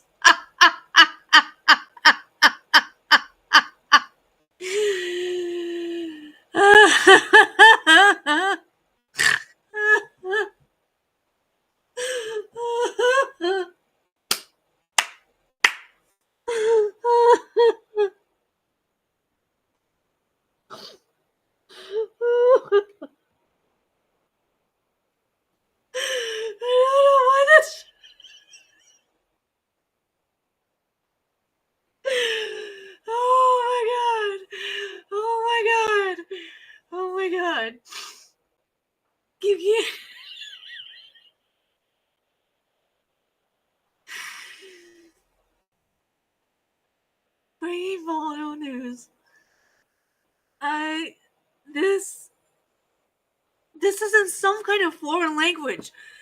We gotta figure out what kind of foreign language this was. Hold on, where's my phone? Because this is some kind of foreign language. We need to figure this out. Where's my damn phone?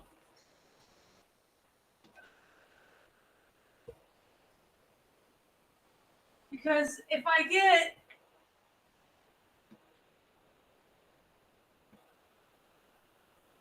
damn it.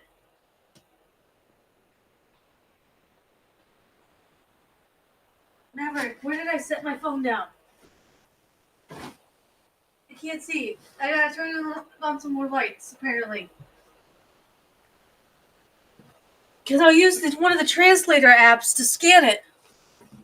And it'll probably tell me what language we're looking at. But I can't find my damn phone. What on earth? I legit cannot find my phone.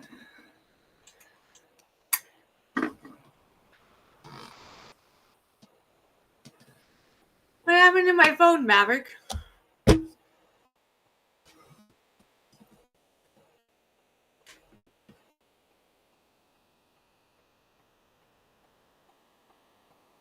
Seriously?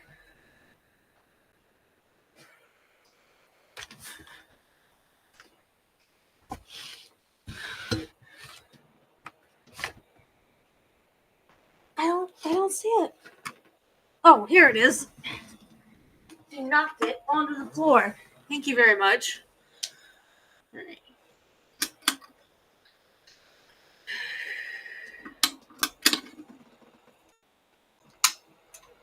All right, we're gonna go to the translator app here.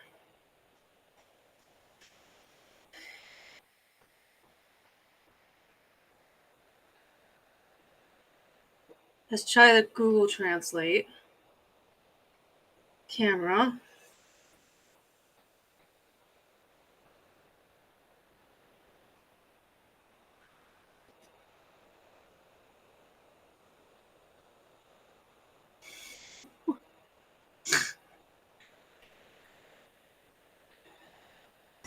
Detect language.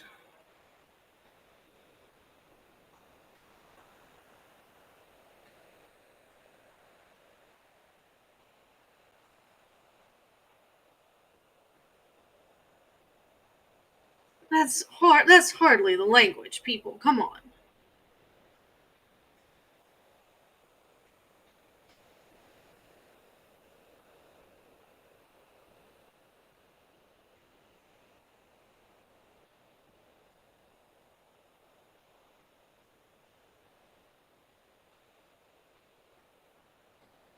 Okay, that's not working very well.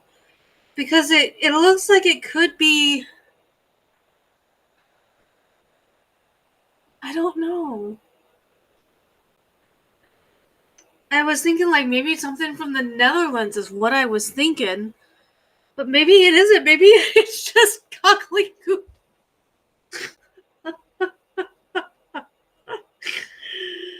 Oh, Lord God have mercy. That is completely hilarious.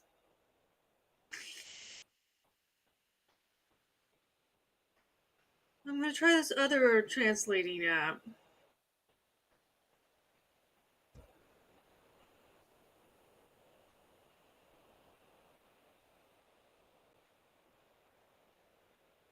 I don't think it has a way of just detecting the language, though.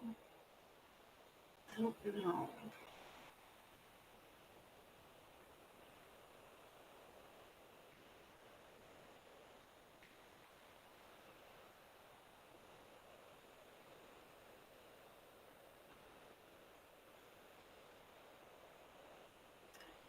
I thought for sure that this wasn't actual language. Oh, Lord God Almighty. This is too funny.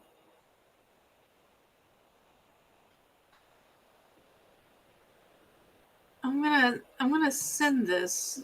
I'm gonna look at this on my phone. Hold on. This is so strange. This is the strangest thing.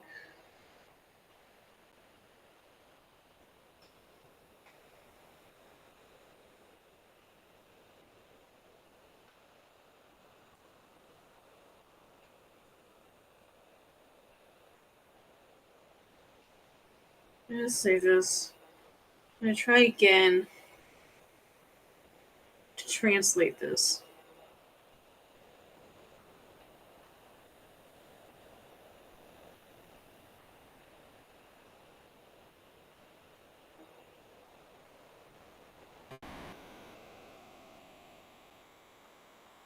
No. Let's see what, no, it's not Dutch, I guess.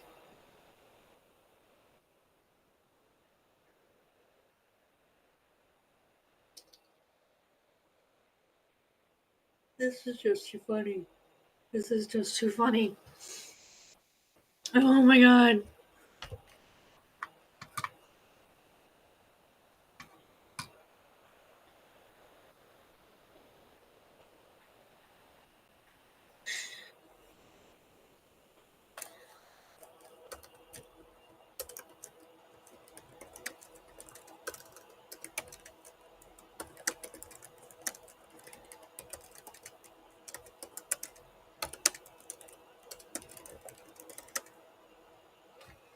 Huh? What the hell?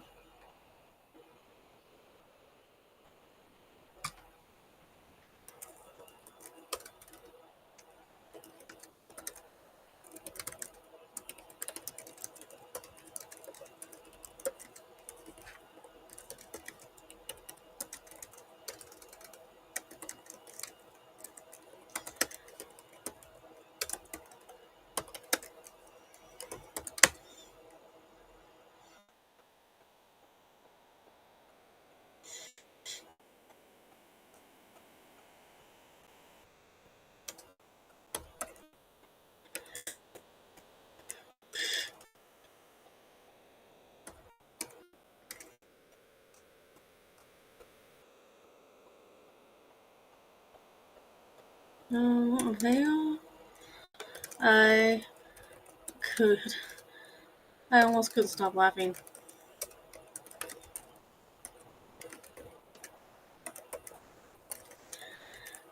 Are you sure it didn't? Are you sure? At Grok.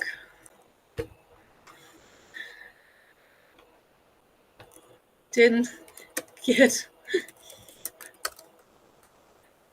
advice. Didn't get input from Ricardo Law.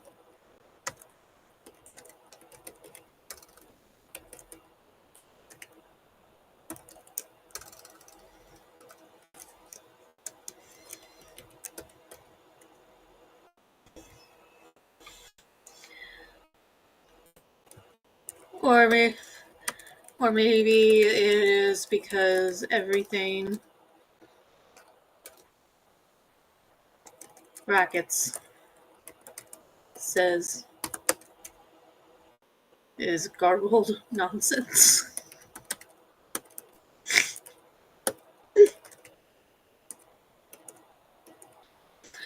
I can't stop snorting.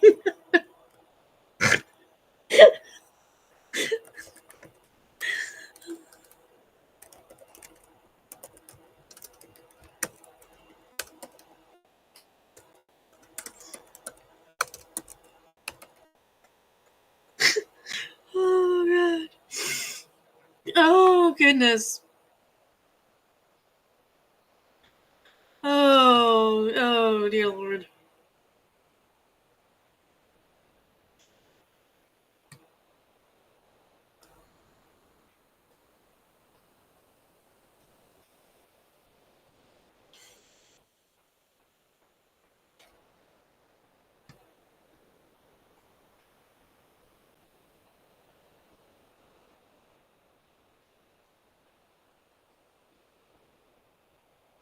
What? At this time, numerous people in Miami, Florida area have been reported hearing and feeling a massive explosion. Witnesses are seeing large fire with black smoke rising in the air, accompanied by multiple secondary explosions. The cause of the explosion is currently unknown, and an investigation is underway. This is a developing situation.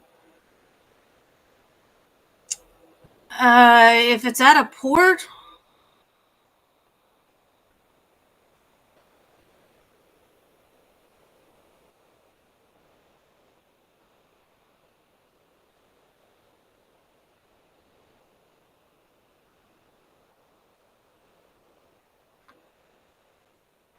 Accidental fuel. The most normal explanation for explosion at the Port of Miami based on general patterns of similar incidents at ports could include accidental fuel explosion that happened once at Nino Beach Marina near Miami, where a boat exploded during refueling. Chemical or cargo explosion. Historical incident latest report: Chicago disaster where munitions exploded, although not directly related to Miami. Electrical and mechanical failures. Human error.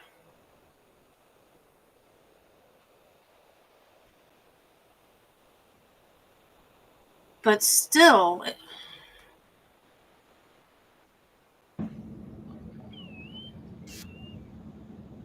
Bro, for us to feel that shit over here.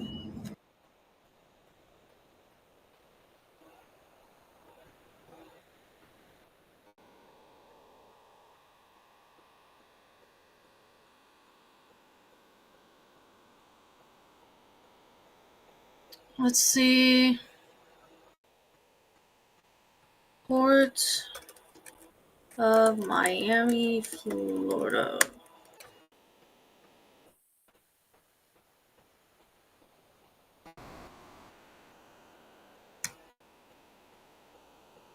I'm wondering if we might be able to find.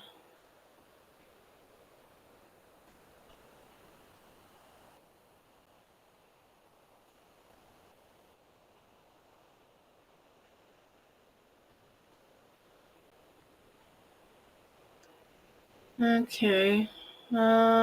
This live stream isn't showing anything.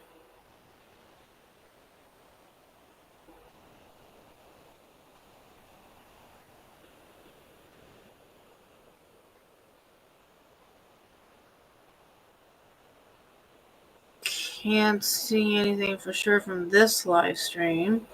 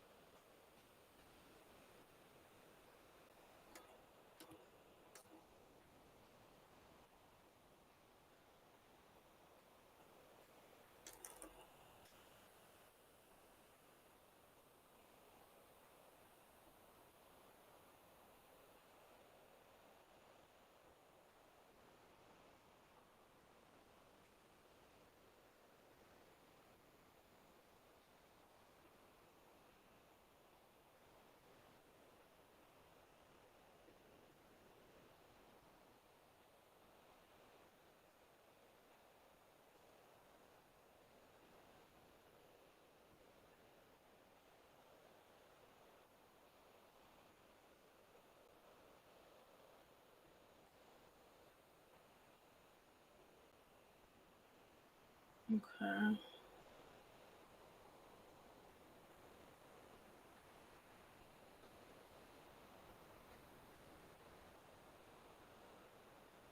This, I'm assuming, are things that help people see the what lane they're in.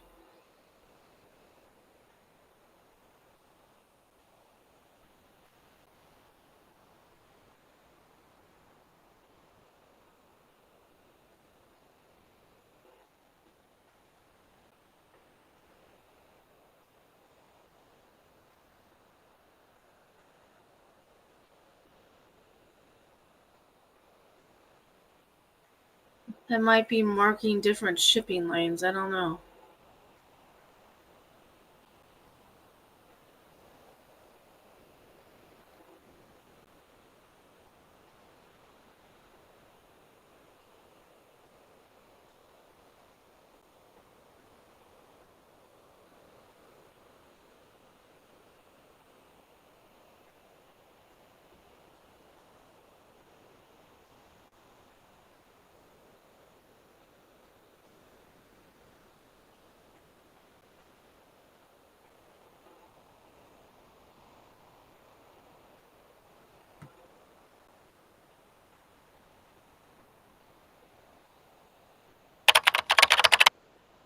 When searching for a heating, air conditioning, or plumbing expert, you'll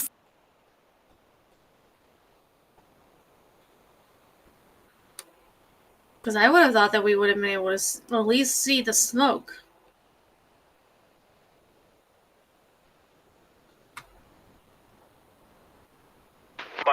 Thank you. Appreciate you opening. Have a good night.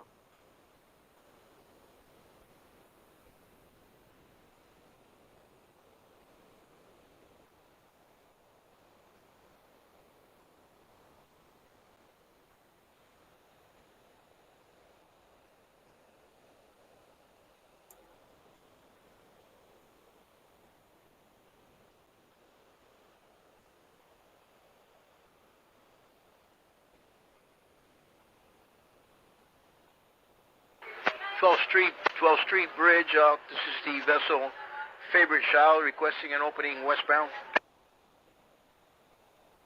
I'm wondering.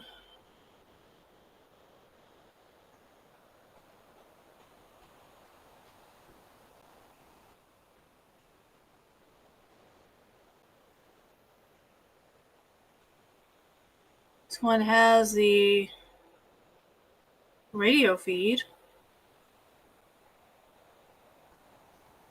That's interesting.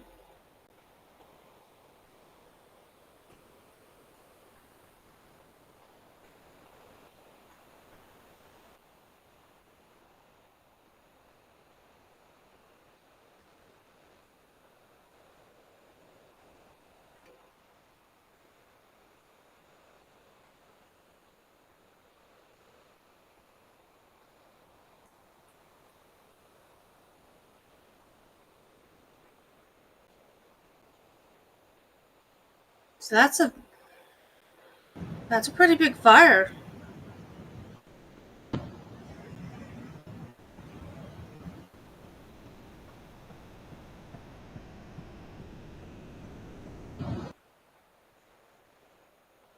Okay, we can see it here. All of that right there, that's the fire. That's what we're looking for right there.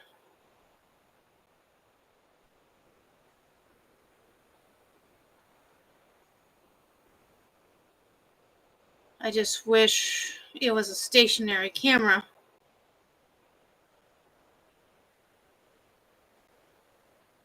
So we are able to see it. It's not a stationary camera.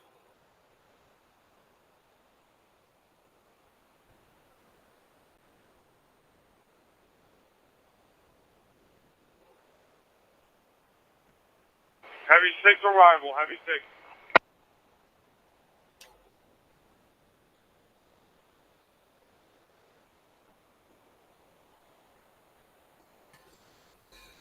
It's interesting.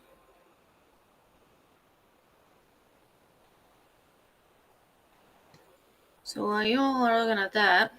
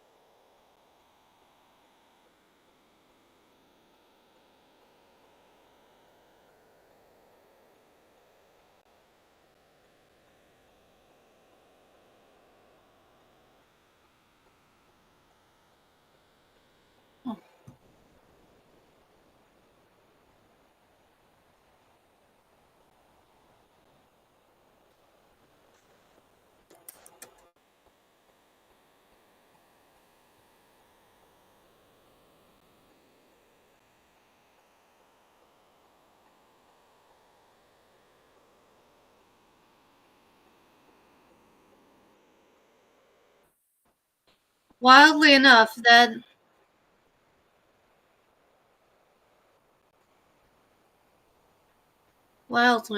that may be the only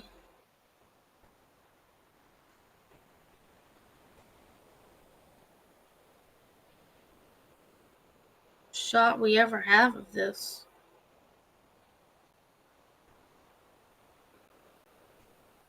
Is the one that moves. Right there is where everything went down.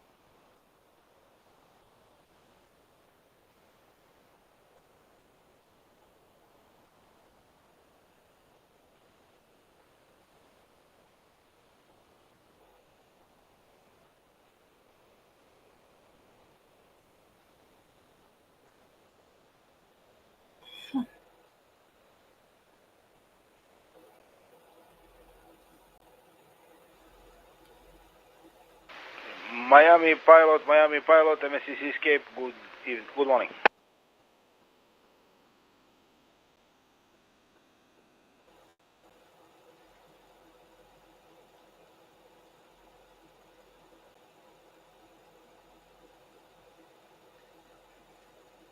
Miami Pilot, MSCC Escape, good morning.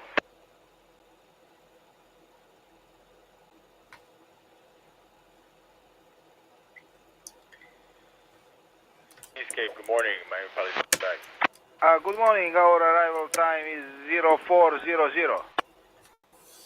Roger that, 0400. We'll have a pilot boarding there at 0400. Have your pilot ladder on the best lee side, 1 meter above the water, with a boarding speed of 6 to 7 knots. Remain 3 miles east of the sea buoy.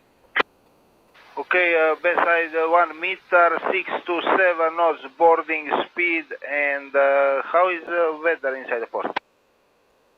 Weather inside the port right now is 10 knots out of the north. North 10 knots. Okay, thank you. Roger that, we'll be standing by 121316. Standing by 1216.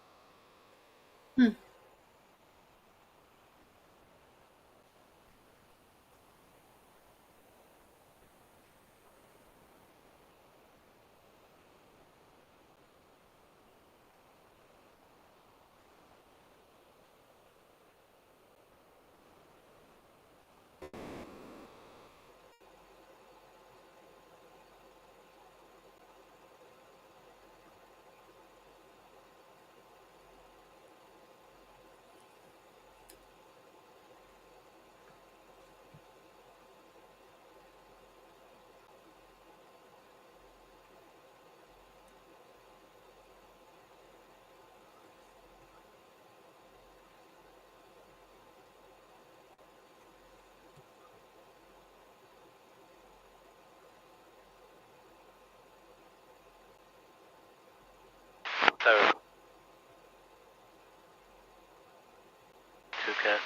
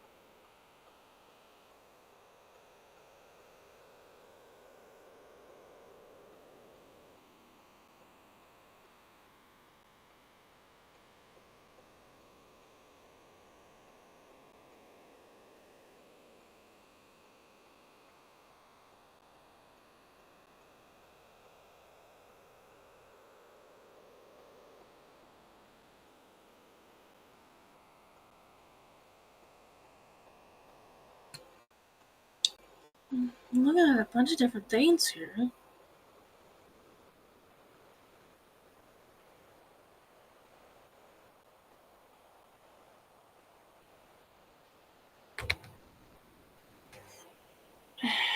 This one, look here, is gonna look promising.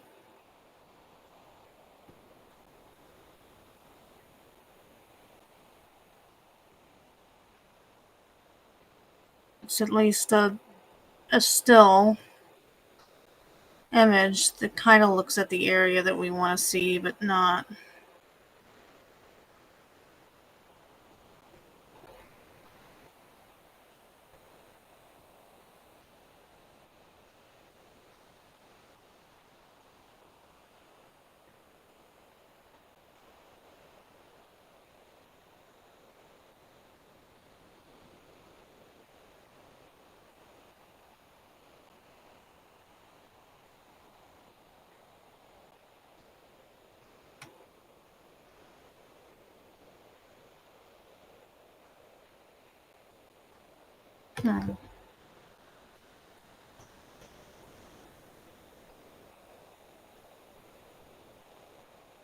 Broad Causeway Bridge, please.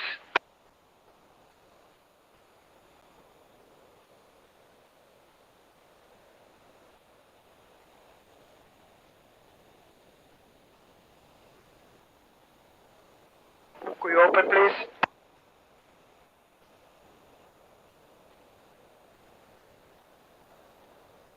Yes, sir.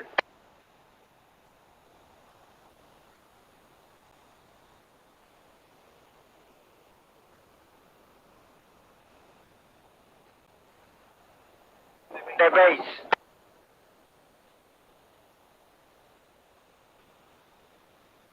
B-A-S-E. Yes, sir. Thank you.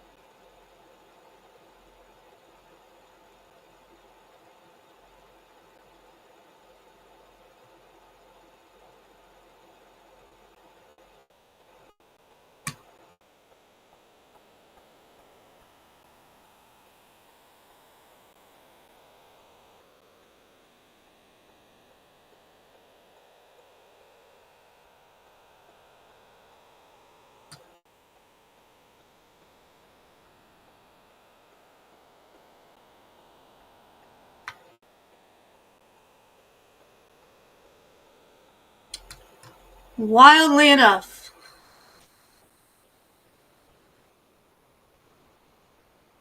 I can only find something with that one view. 22nd Avenue Bridge, 22nd Avenue Bridge. This is the vessel, my favorite, requesting an opening westbound.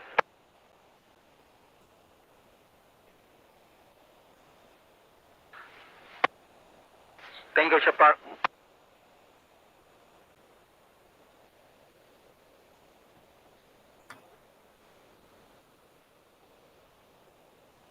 Second copy.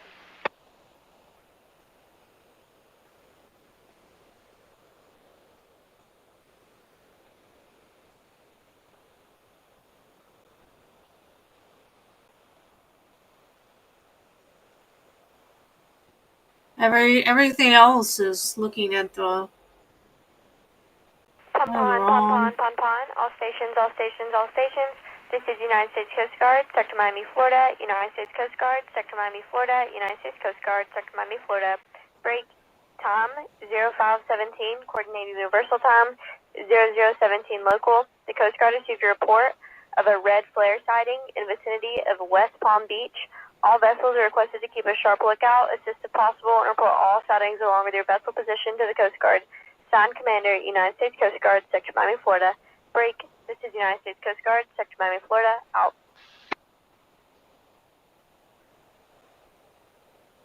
Huh. That is super strange.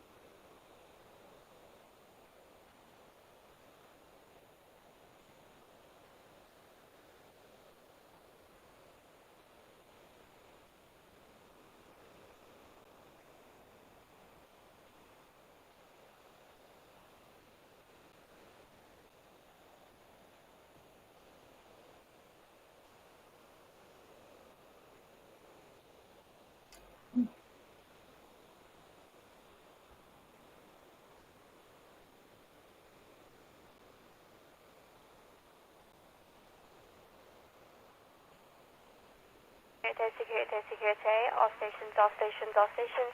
This is United States Coast Guard, Sector Miami, Florida. United States Coast Guard, Sector Miami, Florida. United States Coast Guard, Sector Miami, Florida. Break. National Weather Service has a small craft advisory from Sebastian Inlet to Jupiter Inlet, out 20 to 60 nautical miles. Small craft advisory remains in effect until 4 p.m. Eastern Time Saturday. Seas 4 to 7 feet expected. Conditions will be hazardous to small craft. Inexperienced mariners, especially those operating smaller vessels, should avoid navigating in hazardous conditions. All mariners are requested to transit with caution. Break. This is United States Coast Guard, Sector Miami, Florida. Out. At Rochester Institute of Technology, we champion creativity and innovation, push boundaries.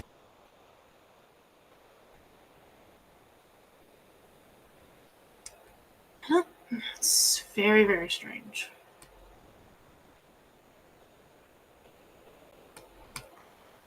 It just, it happens to be in the right spot that you can't see anything.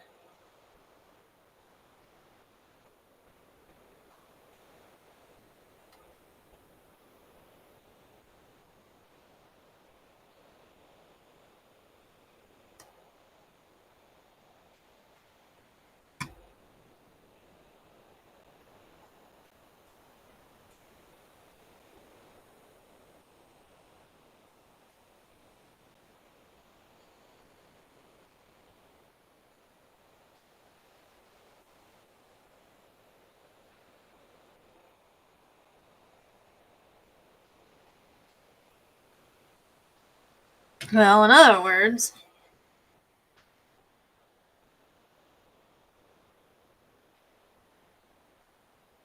we're going to have more lawsuits, more lawsuits. More. We want more. Yeah. So you can see here, Raketa is not having a good time. Yes, see, we want more. We want more. Give us more lawsuits. Ha ha ha. What is this?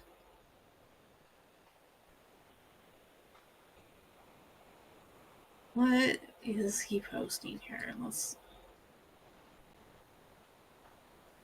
Oh, it's actually.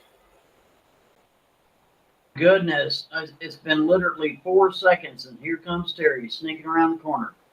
Very first. Almost has the record. Not quite. Close. So, you're first, that's for sure. Hop is in second. Angie's third, and Sean is fourth, and everybody else is late. There's a bunch of people sitting on the edge. I can see them on the edge of the internet. So I can see it. Yep. I cannot stand this dude. I just can't.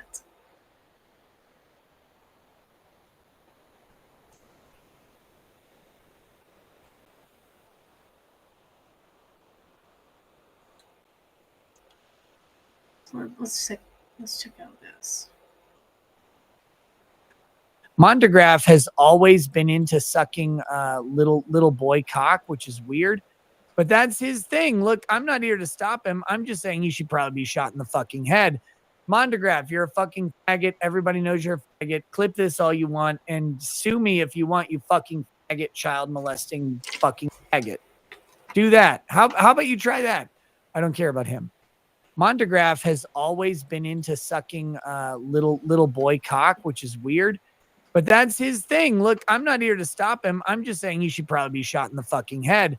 Mondegraph, you're a fucking faggot. Everybody knows you're a faggot. Clip this all you want and sue me if you want, you fucking faggot, child molesting fucking faggot. Do that. How about you try that? I don't care about him. Mondegraph has... My legal mindset just is kind of like... Boop, doop, doop, doop, doop. Mailing everybody I know now. Mondegraph has always been into sucking little boy cock, which is weird, but that's his thing. Look, I'm not here to stop him. I'm just saying he should probably be shot in the fucking head. Mondegraph, you're a fucking faggot. Everybody knows you're a faggot. Clip this all you want and sue me if you want, you fucking faggot, child molesting fucking faggot. Do that. How about you try that? I don't care about him. Elefant, Mondegraph is a child diddler. Mondegraph he's on this thing where he's like emailing everybody I know now. Mondegraph has always been into sucking little boy cock, which is weird, but that's his thing. Look, I'm not here to stop him. I'm just saying he should probably be shot in the fucking head.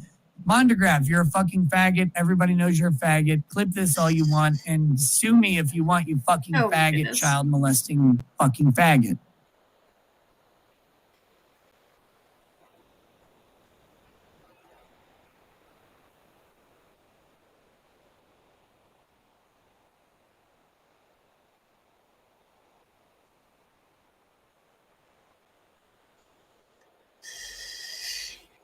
Morska's like, shut it down.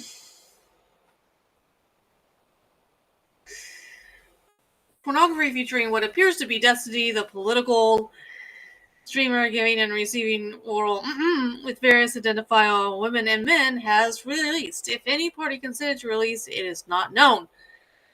Out of abundance of caution, I will not provide any direct link.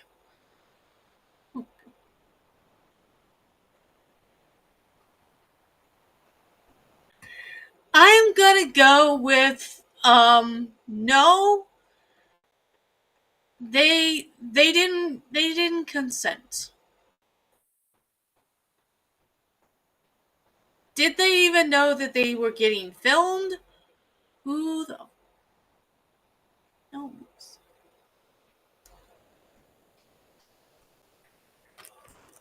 I am gonna go with no. They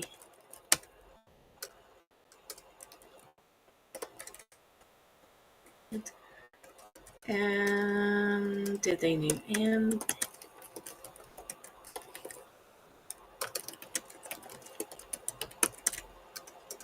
did they know that they were being filmed? That to me is the $1 million question. Did these people even know that they were being filmed? Ugh.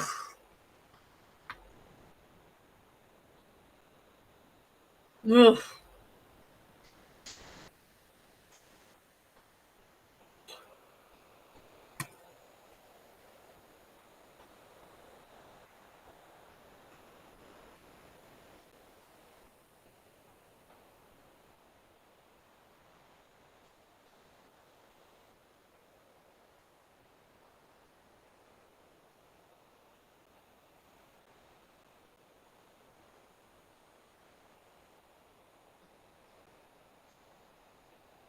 Oh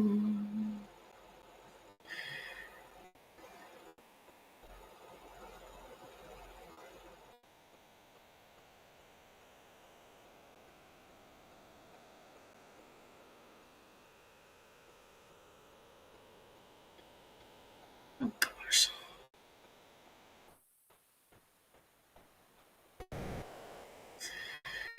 Oh dear. The New York Times has seen an email that Pete Hegseth's mom sent to her son in 2018. In the email, Penelope Hegseth refers to her son as an abuser of women.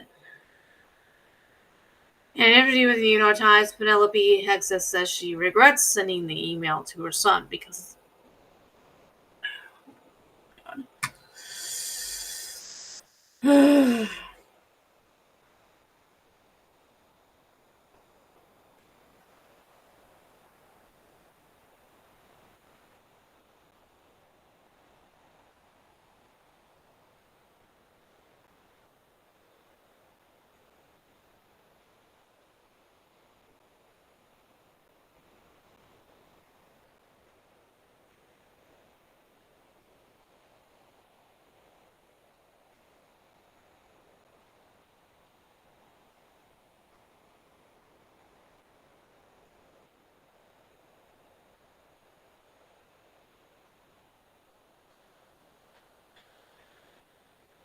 I don't understand.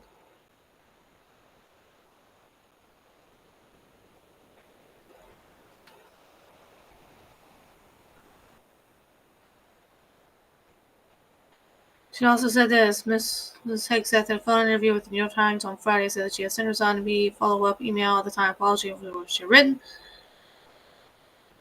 She had fired off the original email in anger with emotion at a time when he and his wife were going through a very difficult divorce. In the interview, she defended her son about the sentiments she expressed in the initial email about his character and treatment of women. It is not true.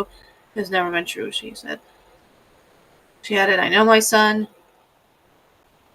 He is a good father and husband. She said the post and the contents of the first email was disgusting.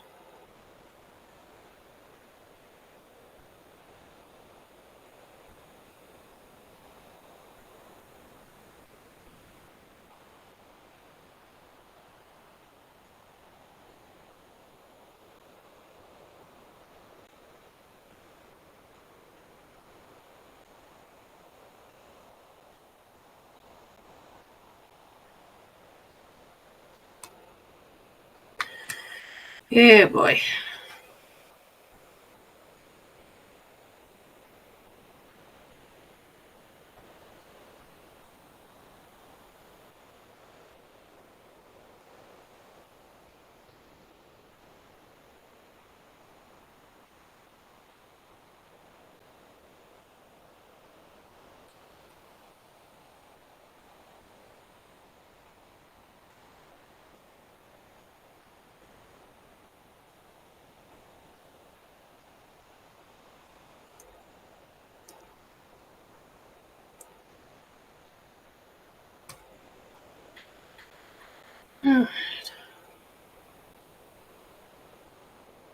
Wow.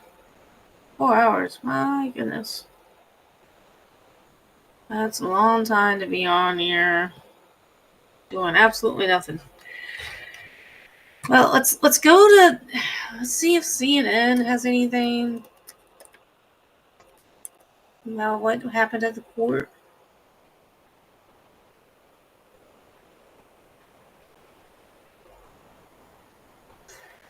Elon Musk is stepping into the legal fight over Alex Jones' InfoWars. Expert says it's unprecedented. Okay.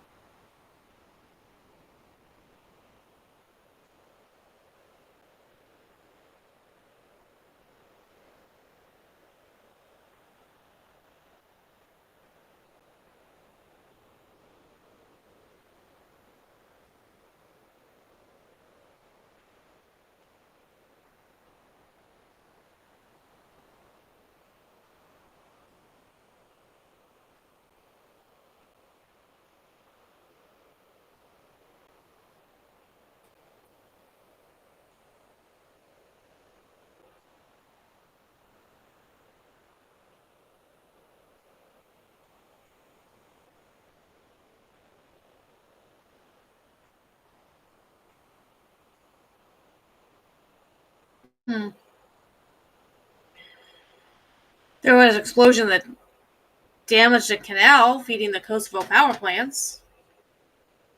Serbia is being blamed for that.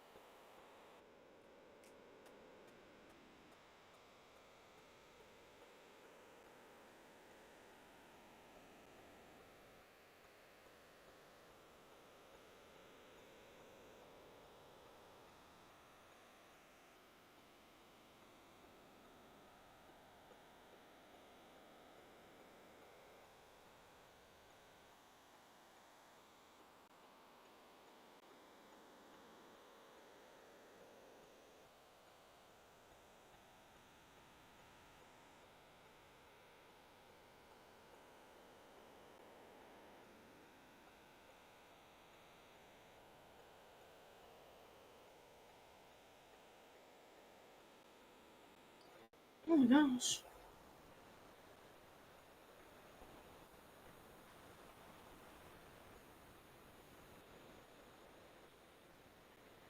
Oh my gosh, that's awful. Luciana Cruz, an international model, referred to her husband named Greg Gendre and their 11-year-old child were kidnapped and held hostage for 12 hours in her home country. You never believe it until you see it, and I saw it, and it's crazy. That's Yvonne, who wants to stay anonymous after witnessing this man follow a girl. Her security camera shows him as he catches up to her. He grabs her, and according to irrelevant.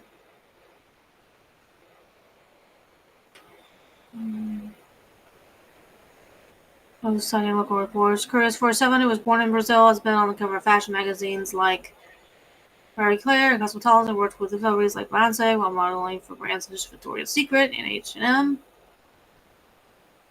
She has homes in New York, London, and Brazil. The family was forced by the kidnappers into their own car. They've been dining in an upscale neighborhood in Sao Paulo.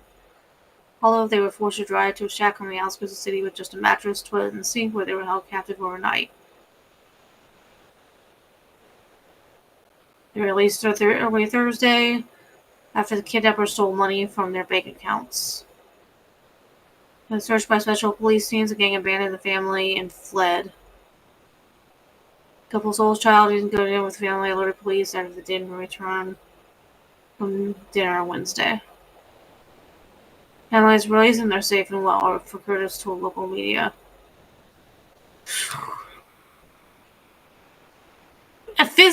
Physically they may be fine, but holy crap. Jeez.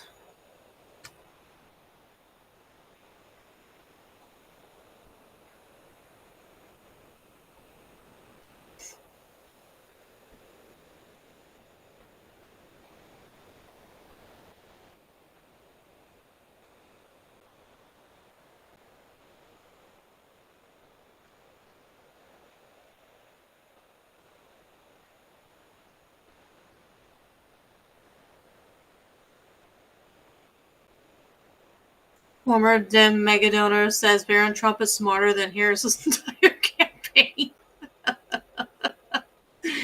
Okay, sure.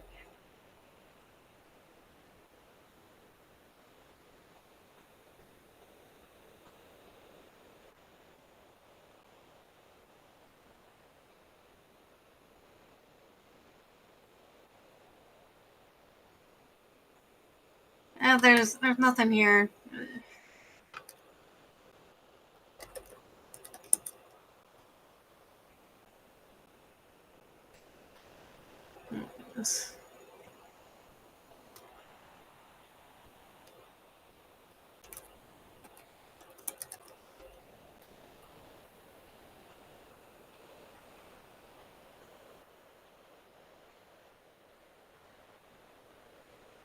No. Nothing we didn't already know. Strange, very strange.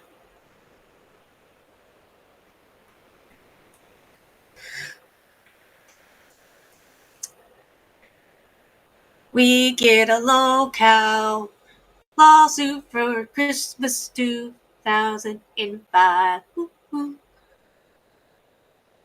More. Give me more lawsuits. Ha ha ha. Oh, goodness.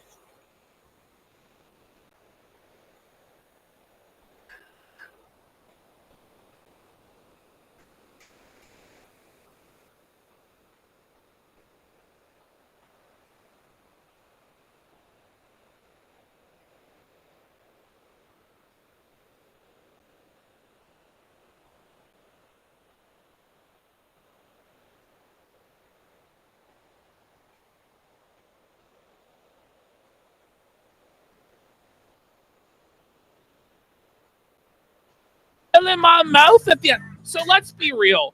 There exists videos of Destiny sucking and eating cum that he filmed himself and has sent out to people realistically.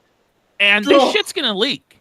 And one day we're gonna be on Kiwi Farms watching Destiny swallow loads of dudes from Grindr. Yeah. It's gonna happen because this is one guy finally let me do videos, but I didn't get him filling my mouth at the end. So let's be real. There exists videos of Destiny sucking and eating cum that he.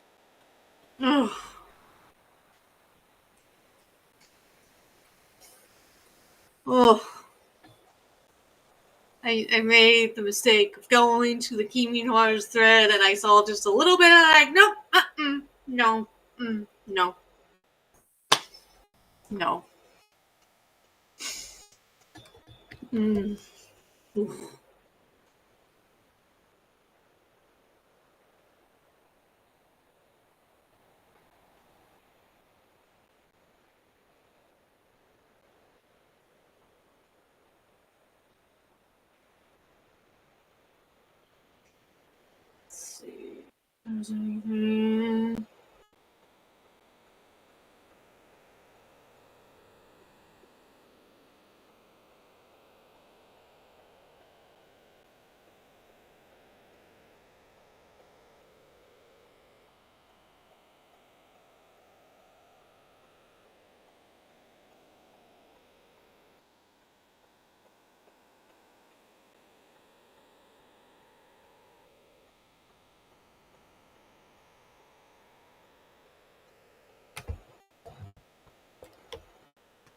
Alright, well, y'all, I think it's time to call it a night.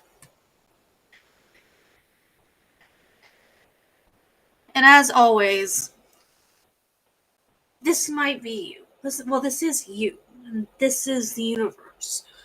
But it takes all of us working together to make the kind of universe in the world that we want. Because without us, the universe barely makes sense. It barely makes sense. So, wherever you are, you matter, you are important. Go out there and help make the world a better place. God bless America. God bless Trump.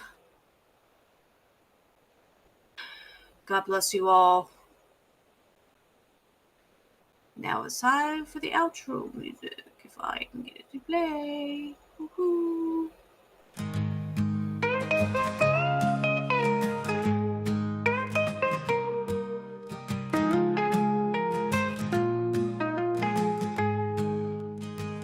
I bring you dead mice, lay them at your feet. Purr softly in your lap, why can't you see? I've shown you my heart with every little purr. Yet you vote for Dems and I feel betrayed. How could you vote for her? Where's your heart? I ask for so little, but you won't vote Trump. I sit by the window, wait for you to change. But you look at CNN and I feel so small. Where's your heart? I ask for so little, but you won't vote Trump.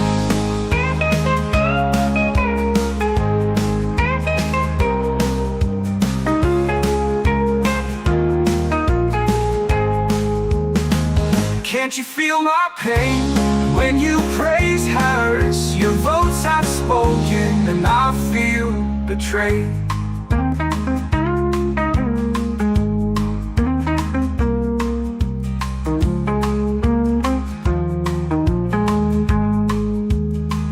I've shown you my heart with every little purr,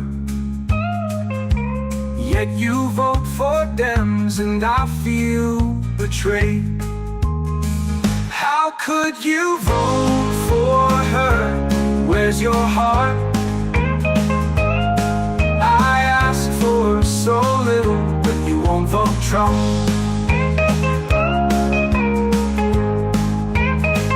Can't you feel my pain when you praise Harris? Your votes have spoken and I feel betrayed.